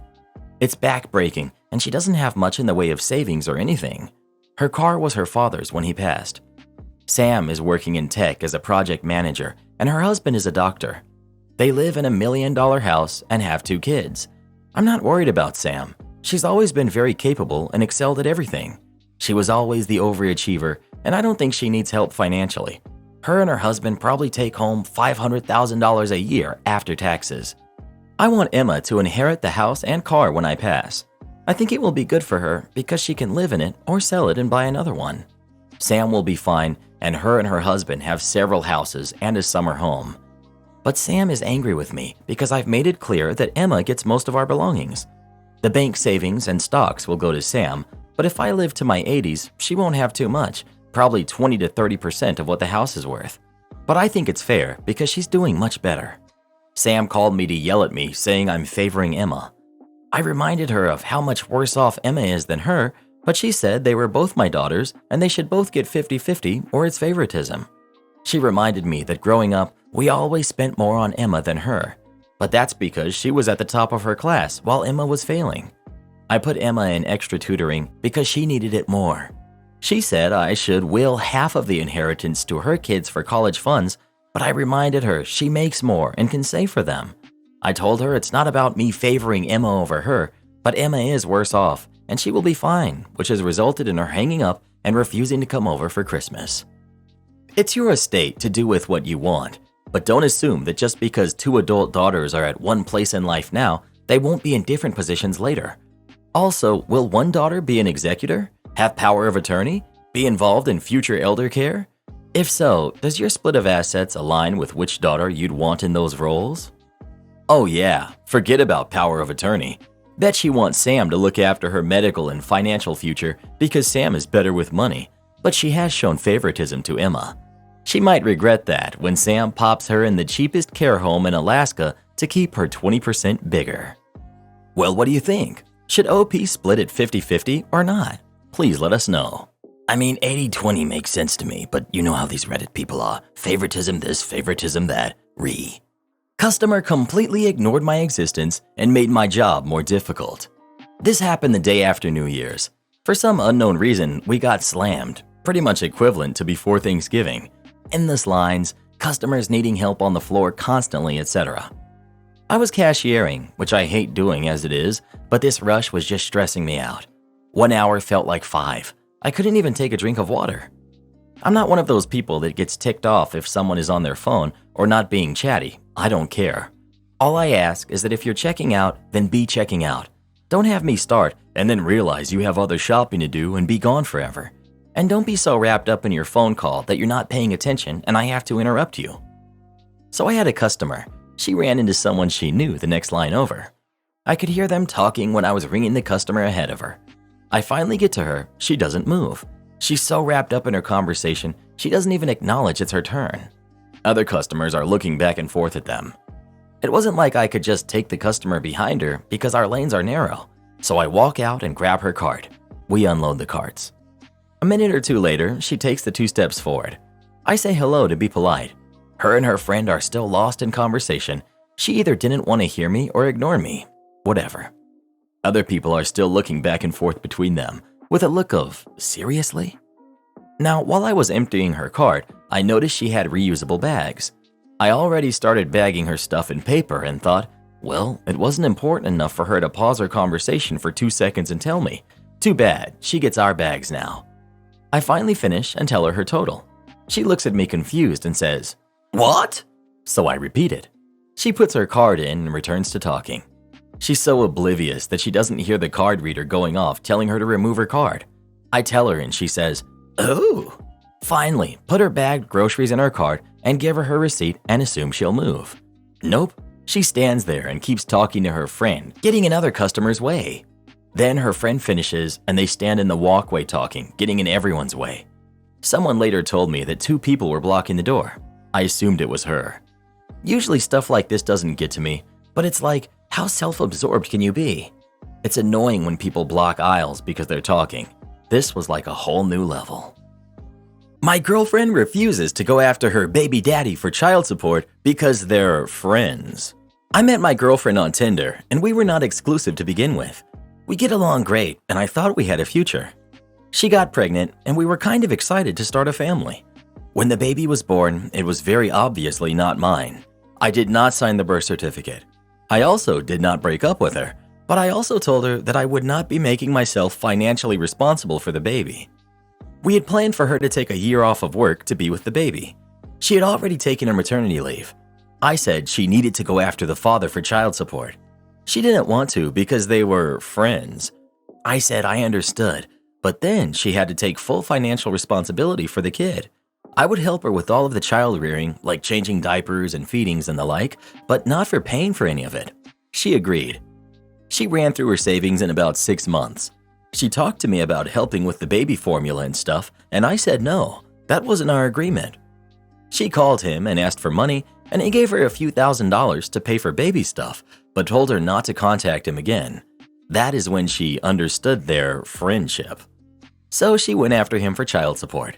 His fiance found out about the whole thing and is thinking of breaking things off. The child support is enough that the baby will be taken care of and will not affect our finances. He called her crying because we messed up his life. He said that I could easily afford to take care of them and that I'm being a jerk for dragging his life through the mud. She feels terrible about it and blames me for not just stepping up and considering her as a single mom. I love my girlfriend and the baby, and I have no problem raising the baby, but I don't think I should be held financially responsible when the father has resources and tried to evade responsibility. Am I the jerk? Not the jerk. It's good that you're willing to be a family with your girlfriend and her baby, and according to you, you could afford to support them. But that does not absolve the biological father of responsibility for the maintenance of his kid. And what if, God forbid, something happened to you and you could not afford it anymore? What happens then? If the biological dad had a few thousand available to give away like that, I'm guessing he can afford to as well. So the ruined part is of his own doing, since he lied to his fiancée and hoped to forget the whole thing. OP, I can afford it, but yes, I think that the biological father has to support his kid. I actually plan to talk to my girlfriend about putting most of the child support into an investment fund for the kid's future, education or what have you. I will support our family, and the kid will have a great nest egg to start life. Not the jerk. He's the father. He should be responsible. However, if she's going through her finances without thinking about her responsibilities and she initially tried to pin the baby on you, is that not a red flag of potential issues that may crop up? Red flags. Proceed with caution, OP. I suspect you're in for a bumpy road ahead. I totally understand this guy fathered this kid and needs to step up, and the way you pressured your girlfriend to go to him, and you're not the jerk for that. But I'm kind of wondering where you're planning to go from here. If you're going to raise the kid as your own, and it sounds like you are, you can't realistically keep up I'm not taking financial responsibility for it in the long run. Even legally speaking, in most countries, if you're dad, for all practical intents and purposes, even if you aren't on paper, you'll be asked to step up if necessary. You're the jerk. You sound just like my ex. He was willing to man up and financially support my twins until he heard through the grapevine that they might not be his. Well, this loser actually demanded a paternity test, and surprise, surprise, he wasn't the father. He flipped when he found out I had cheated on him, and the truth is, yes, I did cheat, but only because he was always trying to control me. If you ask me, controlling men deserve to be cheated on, and I have no regrets for the other guys that I was with. I have no idea which one was the actual father, and he kept trying to make me go after them for child support. Never gonna happen though, because most of them are my guy friends, and I don't want to damage that friendship. I feel so sorry for your girlfriend, and I hope she finds a real man who will step up and be a father to her baby, since you're obviously too selfish and delusional to be an actual man with your fragile little ego. Well, what do you think? Is OP the jerk or not? Please let us know. Remember back when people used to get married before having babies? Sometimes I feel like people these days are just so lost. It's okay, Karen. This next story should definitely help you regain your faith in humanity. My wife keeps going to the movies with the man who lives next door and makes me babysit. I'm 39, male. My wife, 34, female, and I live in a suburban house with our daughter, who's 10, Emily. Our neighbor next door, 48, male, is Walter. He's a single father with 2 daughters who are 14 and 12. We've been living here for a little more than 2 years. My wife really likes watching scary movies, but I never enjoy them. I get too scared and end up having a bad time, so I prefer to avoid them. Her friends sometimes go with her to the more popular ones, but she also likes older, indies, and foreign horror movies. She has always had a hard time finding people that have this niche interest, and that's why it was such a big deal when we met Walter and found out that he also shares this tendency. They very quickly started to make plans to watch movies together. I was invited to be a part of this, but I refused. I prefer to just stay at home babysitting Emily and Walter's daughters. Sometimes they go to movie theaters, but other times they just stay at Walter's place watching stuff at his home cinema. They usually have to go to another town in order to catch a specific function of some weird movie, so it's normal for them to come back very late. They eventually started doing stuff outside of watching movies, like going out for dinner. Walter invited all of us, including the kids, to go with him to a restaurant that a friend of his owned, but I said no because it was too expensive. I don't like that kind of place because I feel that they're a waste of money, and I didn't think the kids would enjoy it either. I insisted on staying with the kids and let the 2 of them go be themselves. This has become a regular thing, and it's now, in a way, a good deal for me because Walter pays for my wife's dinner and she can't no longer complain about me not taking her to fancy restaurants. As both their movie and dinner nights had become so common, I've grown a little tired of the burden of constantly babysitting. I talked to my wife and Walter about it, and he explained that he usually does not like leaving his daughters with babysitters.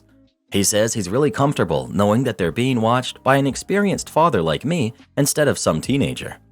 He nevertheless agreed that it was too much of a load for me and offered to start paying me a standard babysitter fee each time he goes out with my wife. I thought that was a fair approach to the issue, but my wife was fully against it.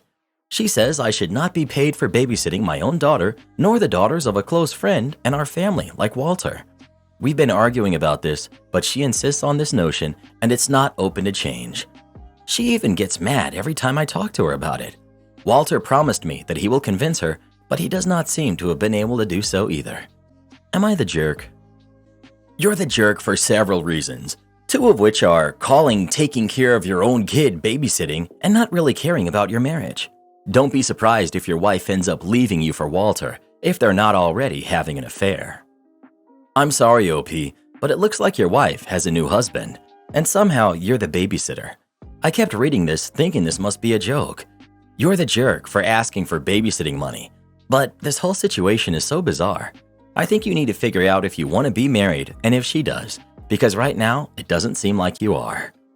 To clarify, there's absolutely nothing wrong with having a friend of the opposite gender who shares a hobby. The issue is, OP is refusing to participate in any aspect of his wife's interests or fill her romantic needs, letting Walter fill the whole vacuum of his neglect.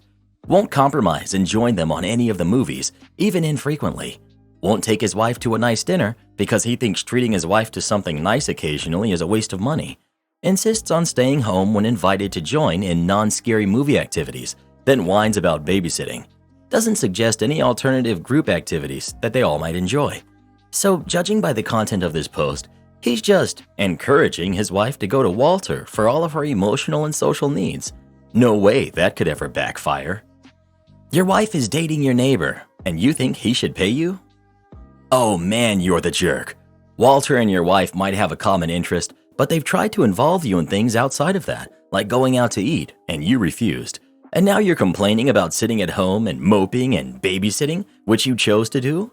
Also ticking the box of taking your wife out for a nice dinner by letting someone else do it? You're the jerk. You're the jerk for basically outsourcing your wife to the neighbor. You don't like scary movies, okay.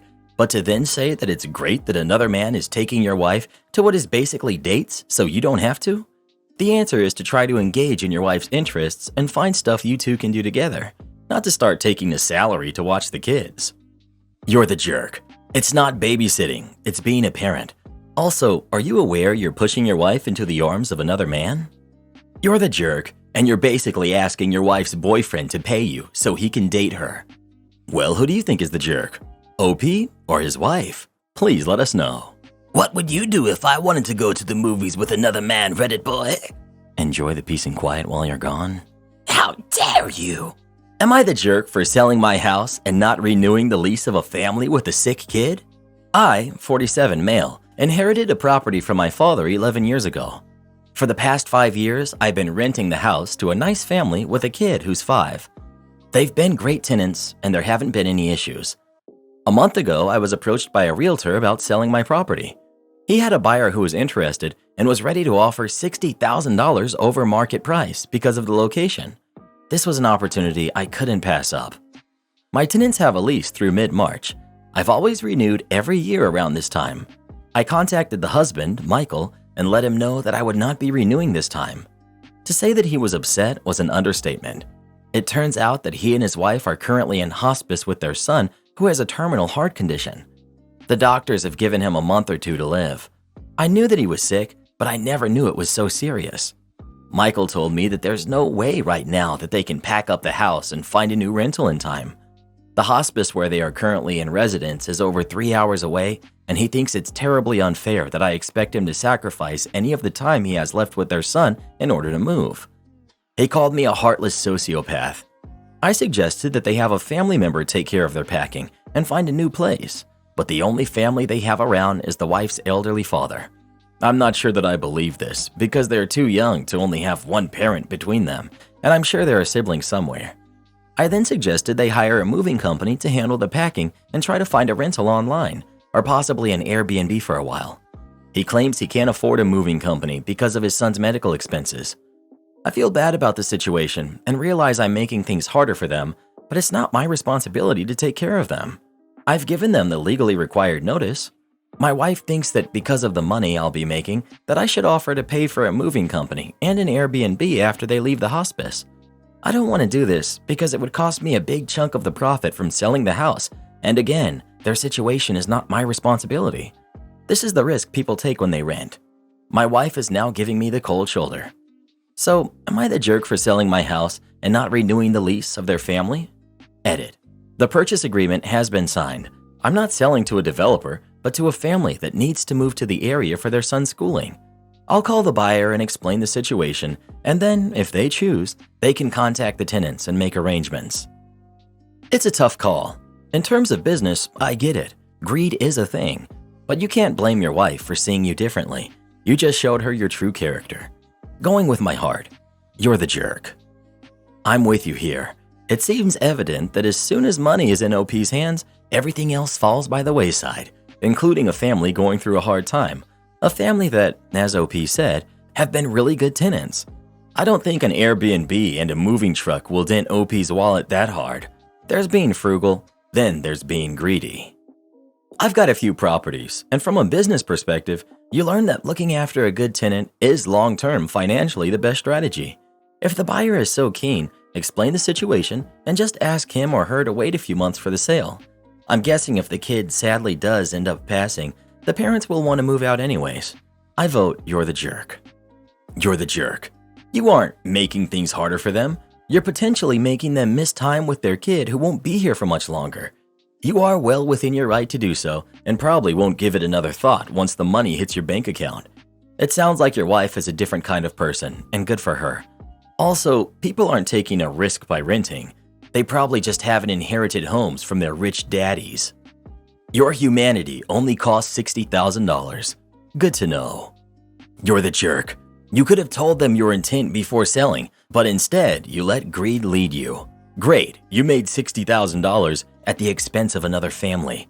I was a landlord, and when we wanted to sell our place, we told our tenant first, gave them the option to buy first before we even listed the place. Well, what do you think? Is OP the jerk or not? Please let us know. Don't make others uncomfortable? About 10 years ago, I worked in a team of scientists when one day our boss told me others perceived me as contemptuous. I was shocked beyond words. I certainly did not feel superior or feel contempt for anyone. I was so flabbergasted I was silent for probably 2 solid minutes. I asked for an example of when I said something I had said or had done that gave someone that feeling. He said he couldn't divulge that information. Okay. Then I asked for an example he had experienced or observed himself. He said he had none. I said, since I have no clue what I've done, how am I supposed to adjust my behavior? He said he didn't know. I said, basically then, I just need to not talk? He said he wasn't sure. I knew right then what to do. I'm pretty introverted, and as a kid, I didn't talk for years. I rarely spoke until I was about 13 years old. Got lots of notes from teachers about how quiet I was. I would answer questions when directly asked, but rarely spoke otherwise. So, my malicious compliance in this situation was easy for me. I just stopped talking except when asked a question. I made a point of smiling, showing I was listening, nodding in agreement, etc. I was extremely polite and agreeable. Pretty soon, some big issues came up that I had specific knowledge about. I knew how to solve them, but no one else asked. A huge conflict came up between 2 of our labs because one group wanted it one way and the other group had a different opinion. They fought and fought. People were having secret meetings in their offices to try to win. And when they finally arrived at the action they chose, it was wrong.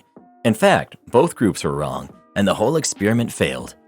It's important to note that no one was hurt. No property was damaged or anything like that. Just a lot of wasted time and expense on materials. But I never said a word. This went on for 3 weeks. The lab's budget had to be revised. They had to cut travel expenses, which I was okay with because I didn't want to travel anyway. So, no conferences for anyone. This is a big deal for a lot of researchers because it's how we gain notoriety to be able to get grants, among other things. Finally, a colleague asked me why I hadn't spoken for so long, why I was so quiet. Was something wrong? I explained about being told others perceive me as contemptuous. She had the same expression I did when I was told. She said she didn't believe anyone had said that about me. I honestly was surprised again because I believed our boss. Then she asked me what I thought about the experiment design and why it was failing. I told her about the solution I believed would work, which was actually surprisingly simple. She recognized it had a good chance of succeeding and asked me to share the idea at the next department meeting. At that meeting, she asked me again in front of everyone, and I repeated what I told her. Several people asked why I hadn't spoken up sooner. I explained I had been given feedback that indicated I caused others to feel uncomfortable. The whole table of colleagues also looked at me stunned. I said I was committed to not causing such bad feelings and couldn't figure out how to communicate because the feedback didn't give me any specific guidance. Everyone looked at the director at that point, and he said, "We shouldn't discuss personal issues." Ha! It was my issue. So I said, "If anyone here perceives me as contemptuous and said as much to our boss, that's the reason I haven't been talking. If you don't feel that way about me, let me know, and I will stop being silent." Someone else said we needed to hold a vote so there wouldn't be any more confusion or talking behind anyone's back. They voted 100% for me to talk normally and that they didn't agree that I was ever contemptuous.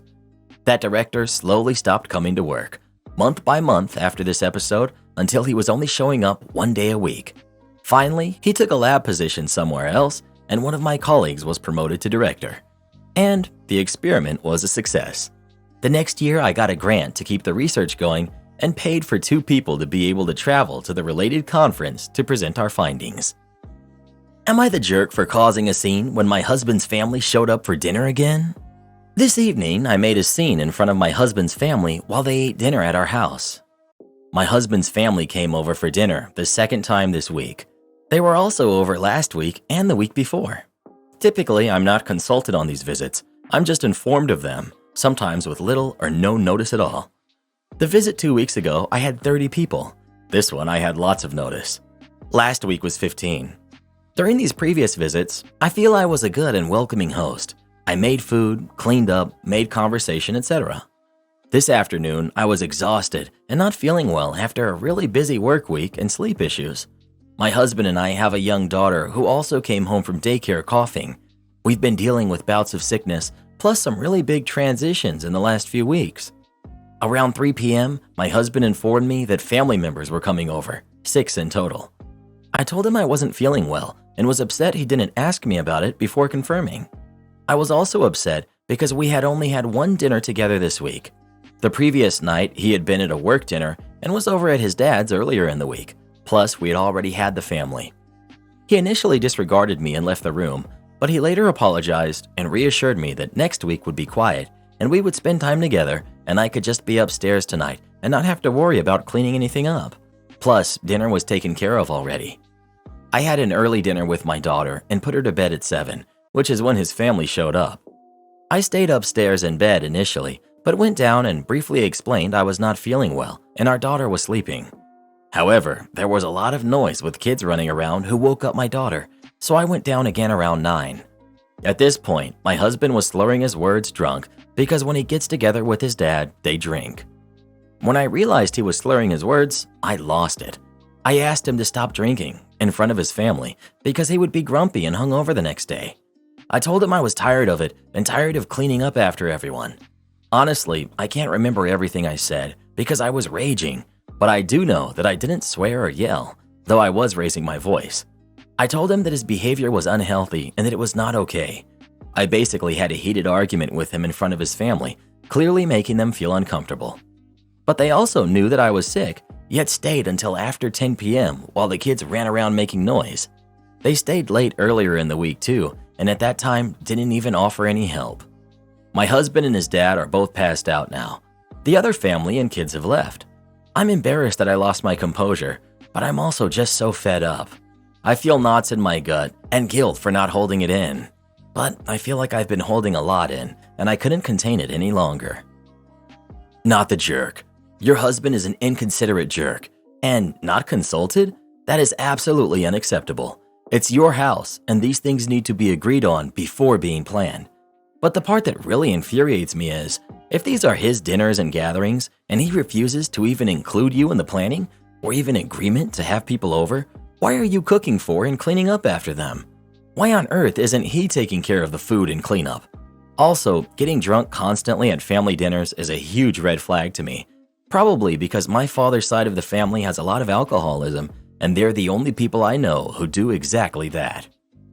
Not the jerk. Maybe this is a cultural thing, but I absolutely cannot imagine in any world where people would need to be told that staying late and being loud when one of the two adults who owns the house is in bed sick. You shouldn't have to have these conversations with your husband. You shouldn't have to ask for basic consideration and respect. Am I the jerk for telling my son to get over the divorce?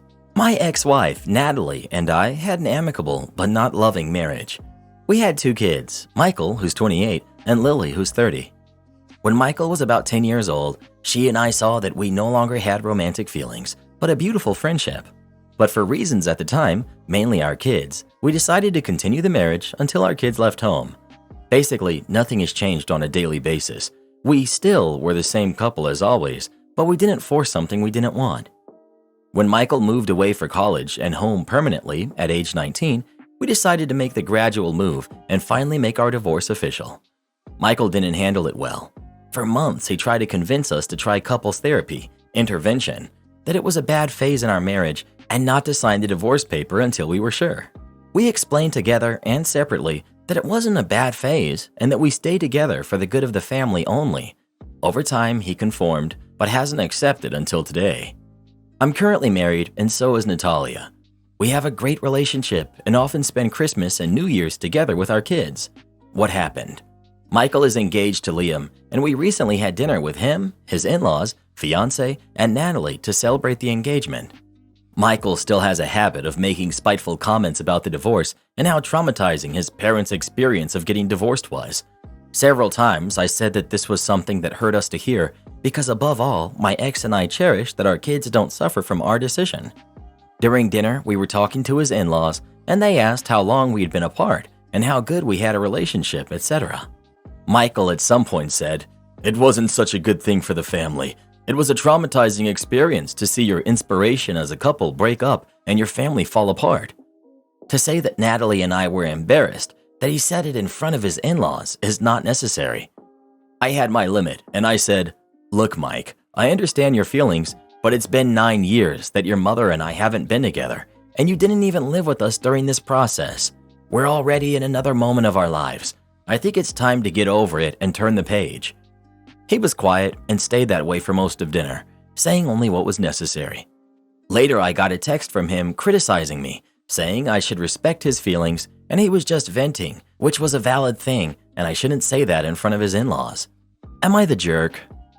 If your son wants to vent, he needs to go to a therapist.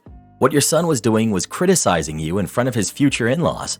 That's not right, and you were very gracious in the manner in which you corrected him. Not the jerk. Not the jerk. Venting at such an event is not appropriate. He should seek the help he needs if he still can't accept the situation. You have a right to your own happiness, and you've made every effort to make the situation work. Not the jerk. It was an appropriate dinner conversation, but he brought it up first. 9 years is a really long time to not be able to adjust to a change made when he was an adult. Have you ever explained to Michael that you and your ex were only staying together for the kids for most of his life?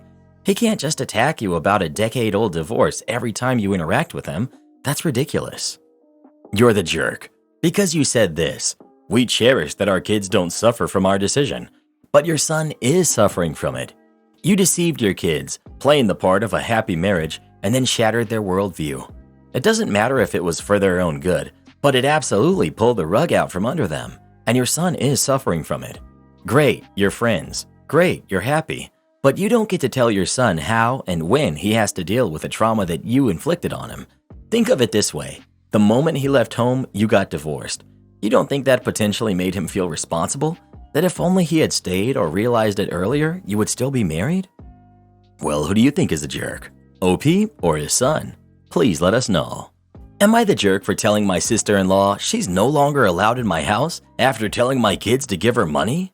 A little backstory first. I'm 48, male. My sister-in-law, who's 45, moved in with my wife, myself, and our 3 kids, who are 18, 16, and 13, a few months ago, due to her being kicked out of her old place.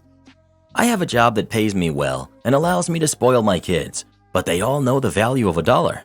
However, every week my wife and I give them $50 to spend on whatever they want as an allowance, and they can earn more by doing chores. My sister-in-law has a job that gives her enough income for her to live comfortably, and she's supposed to be saving some to get a new place while living with us. Well, last week my sister-in-law heard my eldest son talking to his mother and I about what chores he can do to earn $75, and she asked us if we actually gave our kids that much money and that it was too much money for kids to have. And we told her that they were our kids and we could give them however much we see fit to give them. I thought she dropped it, but I was wrong. Last night, my youngest son came to me and told me that his aunt had demanded he give her $40 from his money so she could go buy something. When he told her no, she apparently started screaming at him that he was an ungrateful brat and tried to grab his wallet and take the money. Immediately, I went to my two older kids and asked them if she had ever asked them or told them to give her money, to which my daughter responded that her aunt had asked her a couple of weeks beforehand if she could have $50, and my son told me that she had asked, but he had always shut her down immediately, telling her he was saving for a car. After hearing this, I went to sister-in-law and told her to get her stuff and get out of my house, and that she was no longer allowed in it if she thinks it's okay to steal money from my kids, yell at my kids, and call them mean names. My wife thinks I went about it the wrong way, but that I was overall right. But her family thinks I was a jerk for kicking her out and refusing to allow her in, and said that my kids should have just given her the money because family helps family. Am I the jerk for telling my sister-in-law she's no longer allowed at my house when she told my kids to give her money? Not the jerk. Toxic people don't have any right to stay in your life just because of your relationship to them. Penny wise, pound foolish. Years back, I worked in regional sales. My base was in Portland, but the job had me traveling to Seattle on a regular basis. We had a small branch there. It had been downsized, leaving me with the responsibility to manage their existing accounts. The business was on a long downhill slide, but that's a story for another day. When I made these monthly or so visits, the drive was far enough that it required an overnight stay. The unspoken rule was, stay somewhere decent but not extravagant. Knowing that the company was suffering a bit, I chose a national chain hotel that had several advantages. It was clean and safe, within walking distance of the branch office, offered a continental breakfast, and free parking. Free parking is not all that common at hotels in Seattle. We were also given a per diem for each of the 3 daily meals. I chose the hotel based on the fact that I would not need a breakfast and therefore saved the company money by staying in lodging that offered a free one. That worked out well for me because I'm not a huge breakfast eater, and when I was up there, I liked to maximize my time with branch personnel and our customers. I had to pack a lot into short 2-day visits. On one trip, I had to get up very early in the morning to begin a particularly packed day. I skipped both breakfast and lunch altogether. I simply didn't feel that I had the time to waste. Plus, Seattle is big, traffic is bad, and often there were many miles between customers. I'd started out at 7 a.m. and finished about 6:30 p.m. I was tired, but even more famished. I went to a nice, but not overly expensive place for dinner. When I got the bill, it was about $10 more than my per diem limit. I figured it was no problem since the total was only about 10% more and still far below the daily allowance for all 3 meals. About a week after I got back, the branch manager in Portland barked at me, "Come into my office." I hadn't a clue what I had done wrong, but the look on his face told me he wasn't pleased. He pulls out my expense report and says, "What's this charge for dinner? You know that's more than you're allowed, right?" I think he expected me to fall on my sword and beg for mercy for violating the policy. I did the opposite. I said, "DB, please understand that I never charge for breakfast, although I could. Also on the day in question, I skipped lunch as well. So the total, while above the limit, is still far below what I'm entitled to for daily meals." He grunted. He still wasn't happy. I continued, "I know the company is struggling. That's why I choose to stay where I stay. It's affordable, has free parking and free breakfast. If you look back, I've never charged the company for it, and only about half of the time for lunch." He knew I was right, but he decided to show me that he was the manager and that I had to adhere strictly to the rules. "Well, that's all well and good, but the per diem limits are clear, and you are never to exceed them again. I don't want to see another expense account like this on my desk ever again. Is that understood?" He peered at me over his glasses with a stern grimace. I said, "Perfectly," and left his office. From that day forward, I charged the maximum allowed per diem for each and every meal. Over the next several years, it cost the company many hundreds more than it needed to, but since reason and accounting skills weren't my manager's forte, I felt more than justified for strictly adhering to the rule and was a richer man for it. Do this next. Tap here on your screen to come see our new podcast playlist, where you'll find thousands of hours of the best stories you've ever heard. Or tap the one on the right. That episode is specifically just for you, based on other videos you've enjoyed the most.